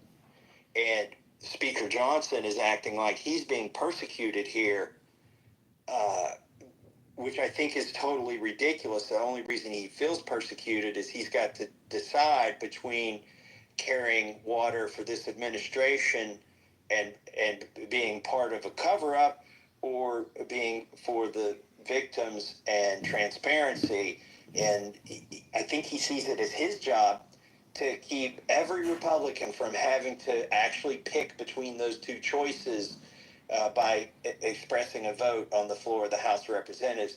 That's why he didn't even bring, I suspect, well, there's a few reasons why he didn't even bring the fake resolution to release the Epstein files. The non-binding Pretty Please Mother May I resolution, he didn't even bring that to the floor, maybe because he realized that people would see through it, but more likely he didn't even want people to go on record with a fake resolution. And the fake resolution is full of flaws. It refers to a Section 2 that doesn't even exist in the document. So that's another reason he probably didn't bring it to the floor. And finally, the fake resolution was more or less just to provide cover for people on the Rules Committee. There are 9 Republicans and 4 Democrats currently on the Rules Committee, and one of the Republicans voted for Ro Khanna's amendment to release the Epstein files, which left 8 Republicans exposed in that committee. So really the resolution, the fake resolution that Mike Johnson has was merely, I think its entire shelf life and its entire reason to exist was to protect the 8 Republican members of the Rules Committee who had already taken a publicly toxic vote to give them some cover, and they realized that fig leaf might work for those 8, but it wasn't going to work for the whole House of Representatives. And Representative Massey, I wanted to ask you about that. You know, you like you said, you have a bipartisan petition on the floor. Well, not in the floor, but in the works in the House right now. That you are hoping to have ready by the time you guys get back in session in September. Where is that? Where do you stand with that right now? Do you have all the signatures you need? Where does that stand? So it's completely ready. It had to be ready the day we filed it. By the way, Speaker Johnson has tried to spread falsehoods about it. He said we didn't run it through Ledge Council. That's the Legislative Council. That's the nonpartisan part of Congress that reviews your legislation before you submit it to make sure you got all your I's dotted and your T's crossed and your punctuation right and you're referring to the right section of law to modify if you're going to modify law. Well, number one, he can't know if we ran it through Ledge Council or not because they keep all that stuff private. And number two, we did run it through Ledge Council. And not only did we run it through Ledge Council, we ran it through the parliamentarian. So the stuff is done. It's finished. There are not mistakes in it. It takes 7 days to ripen according to the rules, and we had 6 legislative days, actually 5 because Mike Johnson released us early to get away from all this Epstein stuff. So the bill didn't have time to ripen, and so we couldn't collect signatures yet. But because they've been having these pro forma sessions, which is another sort of miniature scandal in its own, where Mike Johnson and Leader Thune, every 3 or 4 days, they hold a session with nobody there, and the entire purpose of gaveling in and gaveling out is to keep Congress from going into a real recess as defined by the Supreme Court in 2014, when in Obama's case with the National Labor Relations Board appointments, recess appointments. In any case, we're having these recess appointments at the behest of the leadership with nobody on the floor of the House, merely to keep 14. Sorry, what did I say? We're having these pro forma sessions merely to keep Trump from making recess appointments. And Trump's not complaining about it. Nobody's talking about it.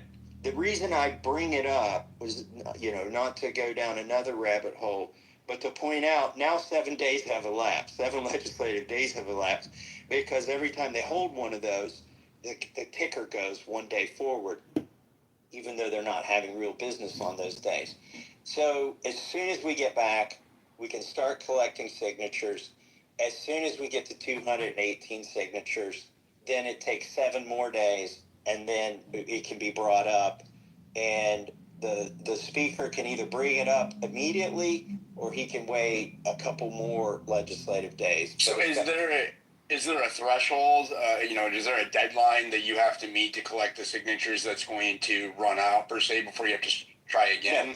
No, it goes to the end of Congress.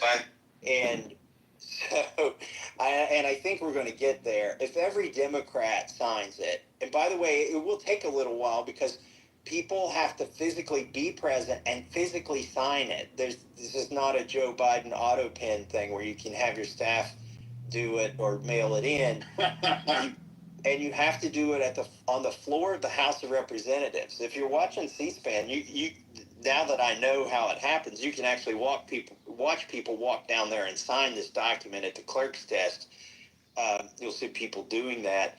And so 218 people have to sign the same document. And if every Democrat signs it, we need about 6 Republicans.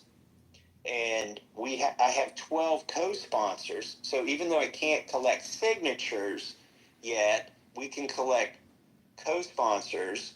And I've collected 12 Republican co-sponsors and a lot of Democrats.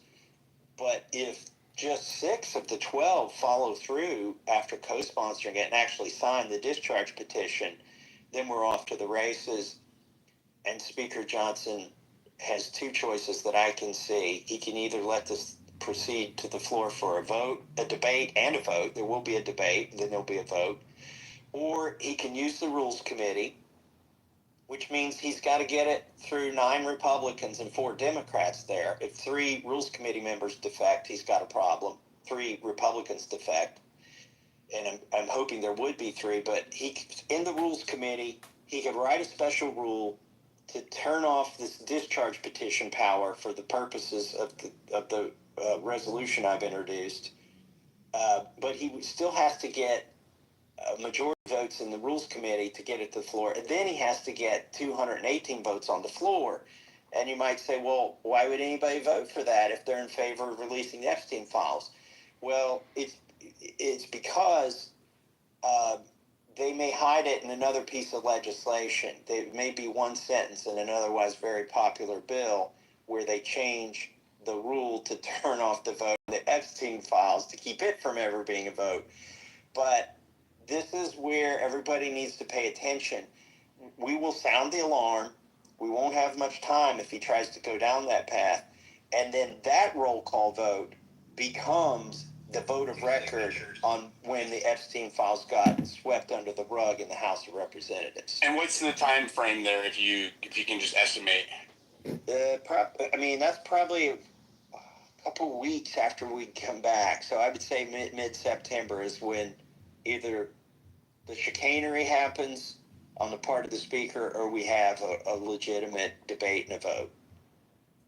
Okay, well, and what can we do as constituents for our representatives, either Republican or Democrat? Because this is a nonpartisan issue as far as I'm concerned. You know, I voted for Trump. I advocated for other people to vote for Trump last year. I'm a registered Republican, and you know, for me, when there was a delineation and a deviation away from truth and transparency when it came to the Epstein files, that's when I started to have a much more scrutinous eye on not just the Trump administration, but also the Republican Party and Congress, and Democrats for that matter. I started to look at a far more scrutinous lens. So what can we do as constituents to help you pressure our congressmen to push that through when you come back in September?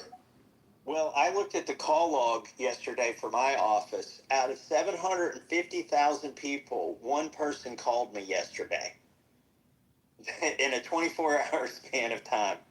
Only one person called me. And it was about Medicare and the Big Beautiful Bill. They were worried that there would be cuts to Medicare and the Big Beautiful Bill. I'm telling you this to let you know the signal-to-noise ratio on phone calls is pretty good. If you got 3 of your friends to call your congressman and ask them to co-sponsor my bill during the August recess, and then once we're back in September, starting on September 3rd, the request should no longer be to co-sponsor the bill. The request should then transition to, would you sign the discharge petition on the Epstein files? You don't need to remember the HRES or HR number. Just, it's HRES 581, but ask them, would you sign the discharge petition on the Epstein files? And don't call Nancy Pelosi or the other reps in your state that you can't vote for, because we do have caller ID and the people are going to look it up and see if you're an actual constituent. And they'll let you talk, but then they're not going to write anything down to pass on to the congressman. So only call your rep. It's only one phone call. Until September 3rd, ask them to be a co-sponsor. Once we hit September 3rd, ask them to sign the legislation. And then once we hit 218 signatures, they don't need to sign it anymore. Transition to asking them to vote for the legislation when it comes to the floor. So it's 3 different asks depending on what stage we're in. But right now, it's the co-sponsor stage. The next one will be please sign it stage. And then the third stage will be please vote for it. So then every time I host a space about Epstein, my ask will be, please call your representative and co-sponsor Representative Massey and Khanna's bill about the release of the Epstein files. And then I will use September 3rd as a lightning rod, especially when we have the victim statements up there. I'll host a space. I'm going to cover that event in Spaces. I might even come to DC in person. We'll see.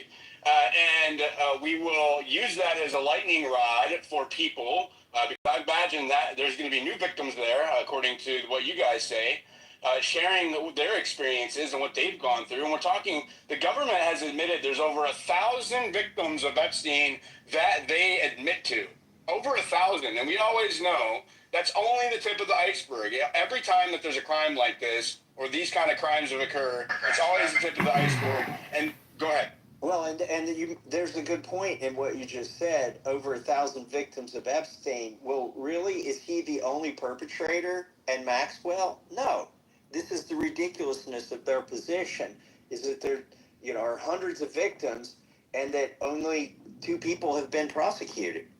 And that's what we're looking for, is prosecutions ultimately, and to know really who was Epstein and what was he doing on behalf of whom. And so the other thing is, this is just sort of a teaser. As you can imagine, there are people who've approached me through secure channels about things they know once I introduce this resolution, and there will be more information to come out in the media that's going to make it harder for the administration to call this a hoax. There will be more information dropped. They'll try to sweep it under the rug, but I don't think they're going to be able to. There's at least 2 things I know that are going to come out in September. That's going to make the denier's job a lot harder. And that's all I can say about that. But wow, breaking right here. Yeah. X Spaces. Wow. Breaking teaser, right? I didn't give you anything real other than there's more coming out. And it's just going to be, just like having the survivors come to Capitol Hill and testify publicly in front of cameras. What are they going to, what moral human being is going to later that day walk to a podium and say this is a hoax? They can't. And so, and there will be more things like that come out in September as this heats up. You alluded to the obfuscation of potential foreign involvement when it comes to Epstein in this operation, and that brings me to the next thing I wanted to talk about, which is the Las Vegas case that occurred this month. It really got a lot of traction in a bad way for the administration, and this Israeli cyber official was caught up in a sex ring sting in Vegas that was at the federal, state, and local level, a task force that was that combined all of those elements, and he was allowed to leave on a $10,000 bail and leave the country. When he's a foreign national and he did not have diplomatic immunity. And the similarities between the Epstein case and this particular case, especially right now, are striking to me. Do you want to comment on that? Yeah, I waited a few days before I did post about it because I wanted access to the primary sources. And then when I saw the police records and the interview summary, that's when I put something on my page. Because every time I see something like this, I have to treat it as maybe, the meme, that's bait, where he's pointing at something. I have to treat it as an effort to discredit me if I amplify it. And then I approach it the same way, Mr. Massey. If it turns out not to be true. So in this case, it turns out to be true. In fact, to a degree that the State Department had to put out a statement, which may or may not be true, saying that they had nothing to do with it. Now, whoever put out that statement may firmly believe that the State Department had nothing to do with it, but it might be a case where the right hand doesn't know what the left hand is doing. And the real question is, why did they allow it to happen? How did this happen? And I do agree with you that this alleged perpetrator, he's innocent until proven guilty, but the 100% he is. Yeah, but the alleged perpetrator is, I've always said, there's this category of people. They're either rich, powerful, or politically connected. And in this case, this individual doesn't seem to be rich or powerful, but he was politically connected. And so he got to leave the country. I guess the proof is in the pudding. Does he come back for the court case? I wouldn't want to be the person who wrote his bail, though. can't. No, and then can you give us? You said that you've seen from primary sources. Just on I shared. I can't remember the individual's name, but he did a video, like a 9-minute video with the police reports and stuff, and you can read them right there on the screen. But if you go, Oh yeah, I read those. Yeah, that's at that point, you know it's real. Those are not fake documents. No, 100%. And I think the other story here is there's an individual who claims that his posts got deleted, like dozens or of posts about this topic. Just in the conversations with Grok. Not just those. I think even Grok's going to get frustrated eventually with all his lobotomies that keep occurring. But when he starts speaking, it seems to be too close. I have developed a framework to solve for that. It's pretty honest. I saw that. Yep. It's like you gotta cut and paste like 1,000 words or something. You did. It's a wall of text, and as a matter of fact, it's so advanced now that even Grok is telling me they're like, don't release it. We'll release the smaller version because the state can actually use it to find holes in their narrative going forward and make their stories much more believable when the primary evidence doesn't match up to what they're trying to sell you. And about that, I looked at that guy's statements, and the problem with me is, do I believe it's possible? I definitely do, but if I'm being objective here, it needs to be independently verifiable, like you said, primary sources. That's how I operate, and I couldn't, there's no way to independently verify what he was saying about the deletions, because if you have a conversation with Grok and then you delete the post that you summoned it with, Grok automatically deletes all of its responses to that post. So that's could have what happened. That could have happened. Yeah, I'm not sure what happened there either, but if true, it's concerning. But I don't know. I don't even think you need to they don't even need to be that extra about it. It's such a bad look for the administration on its face, right? Like, I don't think that. Go ahead. Then it begs the question: how many times has this happened?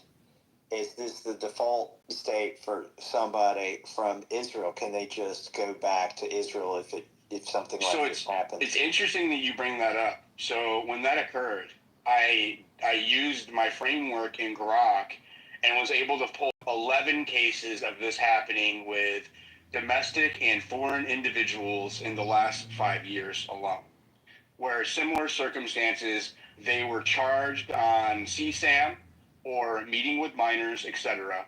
And then the charges were buried, and the cases were sealed, and have remained so ever since. They're highly redacted. But there's 11 occurrences. Some of them have to do with, there was a foreign national from the UN in New York that it occurred with a couple of years ago. There was a tech bro in Silicon Valley that it occurred with a few years ago who was from the United States.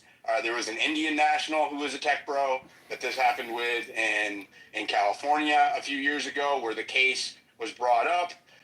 It got buried by the DA or whatever, and then it was buried.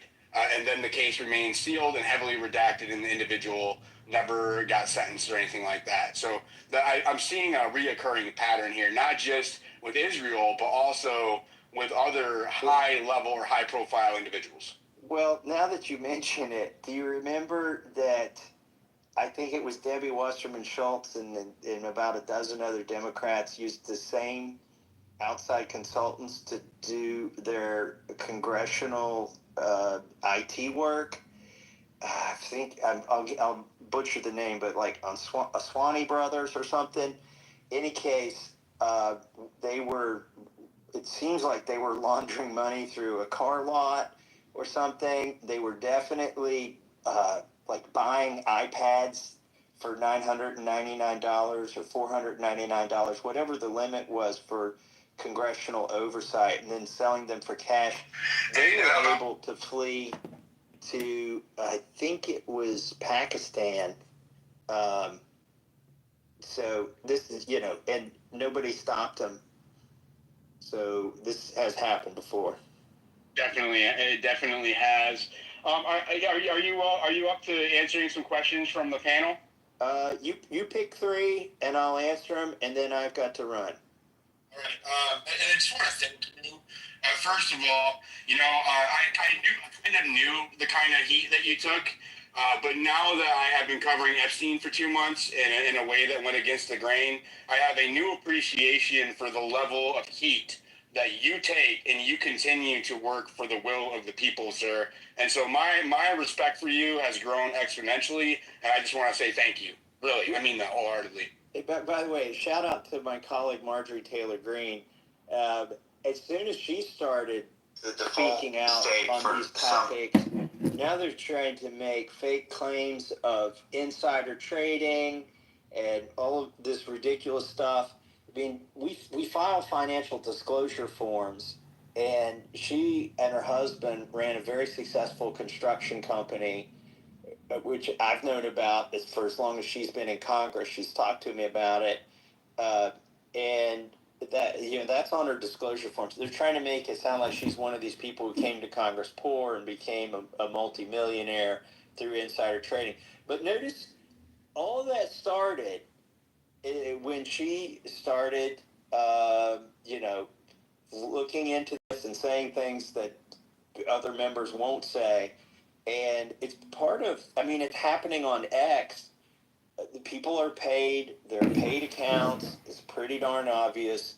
Some of these influencers are paid to put out a narrative, and they're on a payroll that includes the same people who are interested in APAC's financing.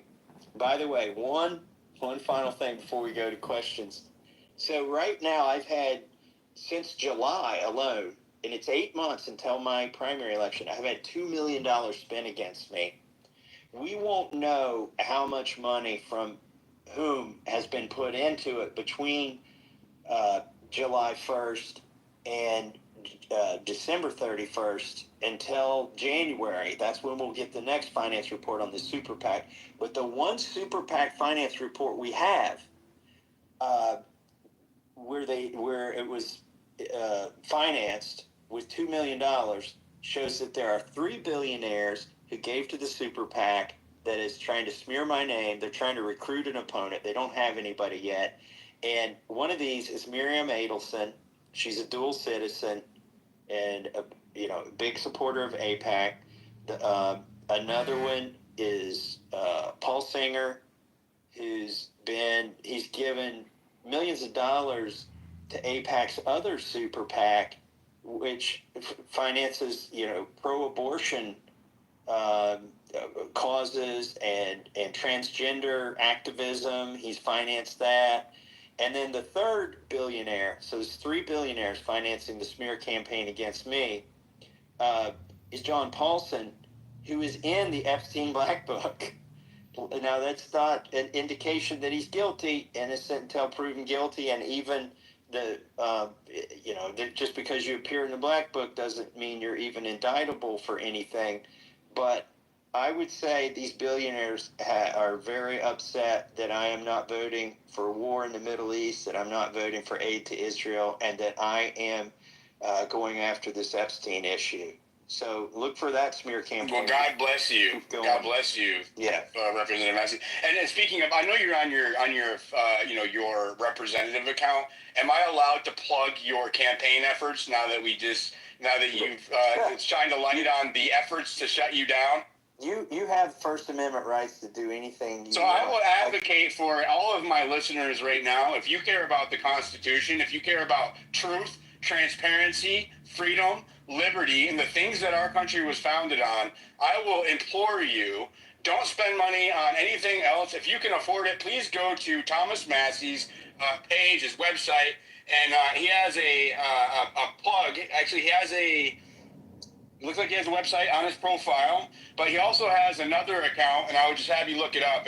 I believe it's Thomas Massey for Kentucky or something like that. And make sure you have the right one. Okay, don't spend any money, and donate to his cause, because he's going against the elite establishment. They are trying to discredit him. They are trying to smear him. There's foreign policy or foreign incentives here to try to shut him up, and he is willing to take the heat. And if you've seen what happened to me, right? And I know that you guys have. Imagine the heat that he takes and what he goes through as far as smear campaigns go. So I will ask people to donate to your cause, sir. Well, I can't stop you from doing that. No, you can't. No, you can't. All right. I shared the link down below too in the purple pill. If you wanted to put it. Can you throw it in the Jumbotron? Go ahead and throw that up. We're going to throw the link for his donations up in the Jumbotron. You guys go support our constitutional adhering congressman up here. All right, let's go to, I'm going to go, Noxie, do you have something you want to ask Representative Massey? She's doing what I asked her to. I was just trying to post that real quick. I believe it went up there. I'll do it. I got you. So first of all, I want to say thank you, Representative Massey, for actually responding to my DMs. I'm really nervous right now. You are one of my favorites. I wanted to ask you a question, and it does pertain to Epstein, and I'm not sure if you remember total information awareness that was defunded by Congress and how that was put into effect with Palantir and the ties that they have put together. I'm sorry, I'm so nervous. I'm stumbling and shaking. So she's alluding to, let me help you, Noxie. She's alluding to InQtel, which is the CIA's venture capital firm. It invested $2 million seed funding into Palantir, and what we've seen ever since then as a Palantir CIA hybrid, it seems like, at least in some regards, at least in effect, hybrid operation to where Palantir is, it's deriving like at least half of its income or close to it from the government. And there is a nest of Palantir-linked individuals currently in the Trump administration. And it's weird because Peter Thiel, his venture capital firm, Valar Ventures, that he co-founded, received a $40 million investment from Epstein in the mid-2010s. And so there's just a weird, and this is, that's what put it on my radar. There's a weird connection there that goes all the way into the Trump administration now. Do you know what she's referring to? And I haven't found a member of Congress who's willing to talk about this at all. So I don't mind, I understand if you don't want to speak on it. Well, no, there's no reason I wouldn't speak on it if I knew something about it. Have speech or debate protection, right?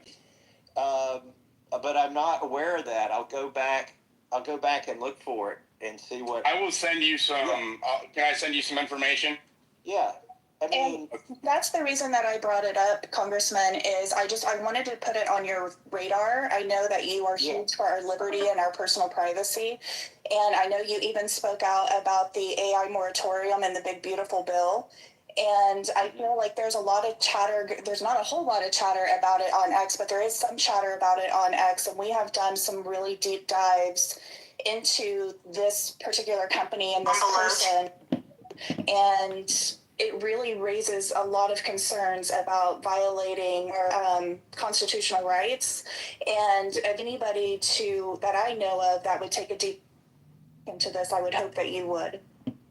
Well, look, that's one of the things that I think we should demand gets released, which is the bank records for Epstein's entire estate and all the cash flows in and all the cash flows out. As they say, follow the money, right? That's the easiest way to figure out what was going on.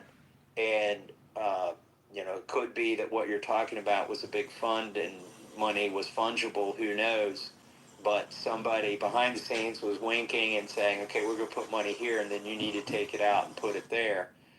But I'm concerned, Congressman, I'm just going to interject because this is important and I want you to hear it.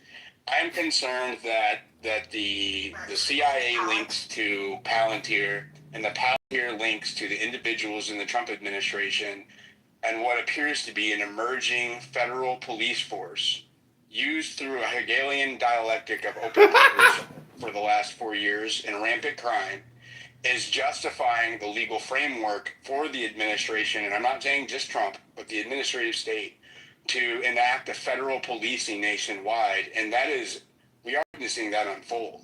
And the DC is the blueprint, and they're telling us that they're going to do it nationwide. And I believe that through the Insurrection Act, the justification's been there because of what happened under the Biden administration. I don't know if the Insurrection Act gives them the full authority, but you're going where I was thinking. Look, I'm in Congress. I'm not in the executive branch or the judicial branch, but I do know unless they have authorization, they need authorization and they need appropriation from Congress. The executive branch does to do anything. So I would blame my colleagues. I would blame the chairman of the committees that would be in charge of the authorizations for that to happen. And then every year we do appropriations. And with the exception of things like the Federal Reserve and the CFPB, which is an animal that never should have been created, both of those are, nothing gets money without appropriation from Congress. And we have the authority to stop whatever's going on. It could be just one amendment to an omnibus bill that says none of the money hereby appropriated shall be used for, and then you could put the things you don't want it to be used for. This is what I lament about having Speaker Johnson, is he will not allow amendments like that to even get a vote. Whereas, say what you will about Kevin McCarthy, we had over 400 amendments voted on during the appropriations process. I even got a vote on whether the Department of Education should exist during the appropriations process. But that's all been shut down in Congress now, for the most part, under Speaker Johnson. They'll instead of allowing 100 amendments, they might allow 4 or 5 amendments per appropriation. So it's just so strange to me that so many diehard MAGA and Republicans are cheering for the expansion of a police state, like they've completely forgot what happened during January 6th, and post January 6th. There's definitely some cognitive dissonance going on. Definitely, 100%. Okay, Alex, and then we'll go to Senator Shane if he wants to ask a question. I know that he gets nervous about public speaking, and then we'll wrap it up. Go ahead, Alex. How's it going? Just want to say I appreciate you being in Congress. You are like the one politician that I have like a semblance of trust for, and I really appreciate you. Bring attention to the Epstein files even after it's out of the news cycle. We follow each other, but you follow a lot of people. But what we do is we catch online child predators across the country, and that extends to like molesters and all of that stuff too. We come across a lot of really bad people, and obviously, it's a very common thing. But what I just want to ask you is, why do you think that all politicians, for the most part, are so apprehensive to call for the files to be released? Like, do you think they're protecting themselves or donors or both, or what do you think it is? I think there's two kinds of motivation here. At the sort of an inner circle of motivation where I believe the American people would be really upset if they found out our own national security apparatus employs people like Jeffrey Epstein and sex trafficking and things that are beyond the law. I believe that's a possibility. I think that this could tap into that. Okay. At another outer layer, like that would be the inner circle of motivation. Just beyond that is a set of billionaires who frankly, they're part of the uniparty. They're not that partisan. They are transactional. They want their special favors for their businesses. They're almost all socially very liberal, and I don't mean in a libertarian sense. They would be for funding transgender, and they're for transhumanist, initiatives and things like that. Those folks were in Epstein's circle, and I believe there's embarrassment there. So, and so that's the next circle of motivation.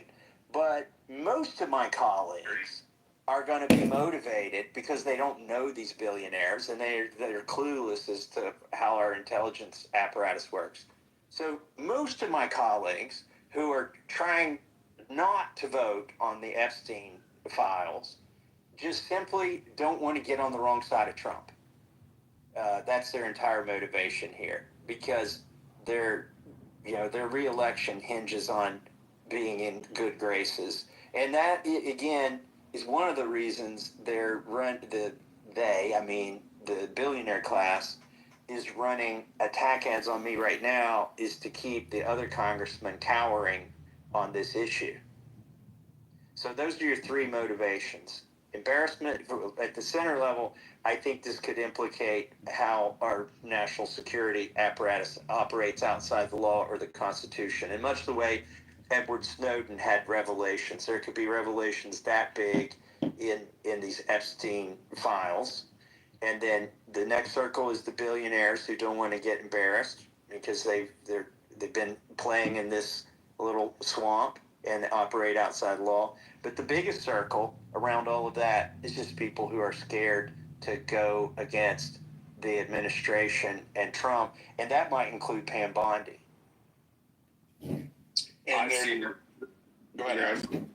Yeah, I see. I appreciate the answer, but I guess my next question would be, why do you think none of them were calling for it to be released then? Because I saw tweets from you back in the day when Biden was in office that you were calling for it to be released. It doesn't apply to you, but if it's not to go against Trump, why do you think they weren't calling for it in the 4 years that Biden was in office, or when Trump actually arrested Epstein in 2019?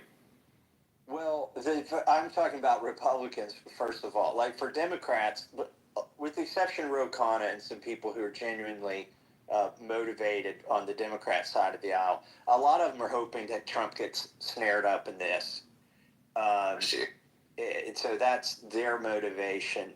By the way, something else I wanted to say on this space is people, a lot of times in comments on my posts, they're like, well, why don't you just talk to Trump, or why don't you just talk to Pam Bondi? You're assuming I haven't. Like, I do. I have. I asked Pam Bondi for these files in a private dinner in April. Because I'm on the Judiciary Committee, we went over to her office and had dinner, and it was very nice. And we were each kind of, we went around the table. Members of the Judiciary Committee could ask the Attorney General questions, and I told Jim Jordan, I said, listen, I don't want to embarrass anybody here, but I'm going to ask about the Epstein files. And he said, Massey, you do what you want. Ask whatever you want. And I got the runaround then in a private meeting, and I realized that, we were not going to get these things, or I suspected we weren't going to get these things based on her answer then. Thank you, Thomas, Representative Massey. That's I didn't know that. I didn't know that you had asked in person. So there's another breaking news. Thomas Massey has asked Pam Bondi in person about the Epstein files. So wow, what a great space. By the way, in front of her staff and 30 other congressmen. Wow, it's wild. Yeah, that's so wild. All right, thank you, Alex. Well, I know our time is limited here, so I'm going to go to Shane, Senator Shane. Sir, do you have anything that you would like to ask the congressman or say? Yeah, thank you, Congressman. I've been following you and appreciated your last tweet where all the criminals had gone home, so why were they beefing up police support there in D.C.? I thought it was hilarious. We founded the Freedom Caucus last year and was able to run it through here in Oklahoma with a lot of conservative initiatives. So we've dealt with the swamp on a state level, similar to what I see you doing up there. It takes a lot of courage. My question is, how is your experience working with our congressional delegation from Oklahoma? I put a lot of their contact information down below so that people could reach out to them if they're from Oklahoma, because I had them already available. My congresswoman in particular is Congresswoman Stephanie Bice. Do you think she would be amenable to signing on to your request for the Epstein files? I think your answer to that would probably be very telling, but any other open-ended commentary you'd like to make on our congressional delegation, because we're looking at making sure that our conservative values are being represented up there. like you do for the good people in Kentucky. Well, I don't have anything disparaging to say about any of the Oklahoma delegation, but I would say Josh Burkeen might be your best bet for getting a signature on this discharge petition. And again, he's the one I talk to the most, and it's kind of cliquish up there. He's in the Freedom Caucus. I'm not, but I see him almost at every vote when we go to the floor of the House, and I talk to him quite a bit. So I'm hopeful he would be one of the signatures. If I were allowed a follow-up question, it Sure. would be, would you consider joining the Freedom Caucus? We're big fans of yours and would love to see you be part of that. Yeah, when the Freedom Caucus was first formed, the argument was they needed 30 people that would go to the floor of the House and vote the right way, and that lock arms and vote the right way. And I told him you'll only ever need 29, because regardless of what you decide at your meetings, I will be on the floor voting the right way. I don't need the cover of 29 other people to do what I think is right. So what you really need is people who don't vote as a block. Ironically, you need people who will go down there and do the right thing. They don't need to have meetings and talk about it. I'm sure if your Freedom Caucus is like I can imagine, you probably talk yourselves to death, and everybody in there is the smartest person in the room, and they've all got a big plan, and they get beer muscles on, and then when it comes time to do something, if everybody's not in agreement, it doesn't happen. So the Freedom Caucus, those are my closest allies. But it also turns out that Victoria Sparks, not in the Freedom Caucus, Marjorie Taylor Greene, not in the Freedom Caucus, Warren Davidson, not in the Freedom Caucus. These are actually the toughest fighters that I know in the House of Representatives. So I would say if you have a member of Congress who gets elected, probably the Freedom Caucus is a good thing for them to join. It would be a good indication to you that they're at least willing to say they're conservative when they get to Washington, D.C., but I wouldn't put much weight into what caucus somebody is in. Just look at how they vote. You want to respond to that, Senator? I couldn't agree more. We went from about 4 conservative votes last legislative session in 2024 to 12 to 15 consistently pushing back against the growing government agenda of the establishment. So we wrestle with that battle because we have a lot of conservatives like yourself who vote with us, but they're not really joiners. But I agree wholeheartedly. If you have the courage to vote your conscience, you'll end up pretty much voting like a Freedom Caucus member. Hey, by the way, the fact that you're on this Twitter space tells me you are one of the best ones there in Oklahoma. I don't need to know much more. And also the fact that you're trying to help your federal delegation, find the right path up there, because I know that gets you in trouble. Just the fact that you've been on this Twitter space is going to make some of them upset. It's going to make your leadership upset there in Oklahoma. So my hat's off to you, brother. Well, I appreciate that coming from you. A tremendous amount of respect. Thanks, sir. All right. Well, let's see. I've been on here an hour. I was just going to do half an hour. So I think I'm going to have to hop off of here. It was good talking to you all. Thank you to everybody who's on this Twitter space. You're now on Mossad's list, and your phone will get hacked and all that good stuff. But it was fun while it lasted. Thank you, Representative Massey, for having the balls and the courage to do what you're doing. And again, you guys can go support him in the link up in the Jumbotron. And Mr. Massey, I have been under threat since covering the Epstein files. I just alluded that I might come to D.C. Can you give me some tips to stay safe if I come down there? Because I have been threatened quite a bit. But I'm just going to publicly declare, right, if I do go to D.C., I'm not suicidal. I'm not doing anything risky, and I am going there just to cover that event. So if I do go, I will definitely be in touch with you, sir. Thank you again. Yeah. All right. Look me up. Well, it's a swamp, but my office is a lily pad. Got you. I got you. All right, we'll talk to y'all later. Thank you, Thomas Massey. I appreciate it. Thank you, Noxie, for inviting me.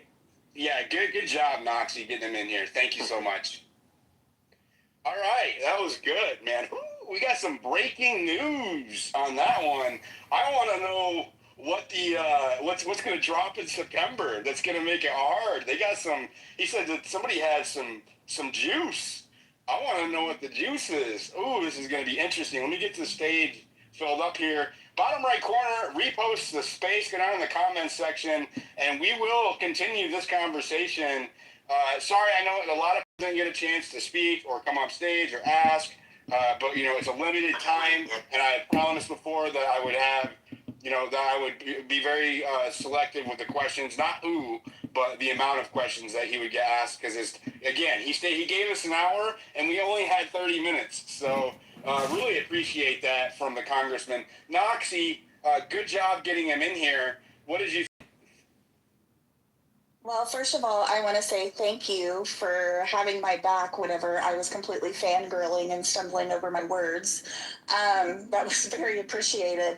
I'm really looking forward to what he has to bring in September, and I'm incredibly thankful for somebody to be standing up and digging into this whenever it feels like we just keep running into one brick wall after another.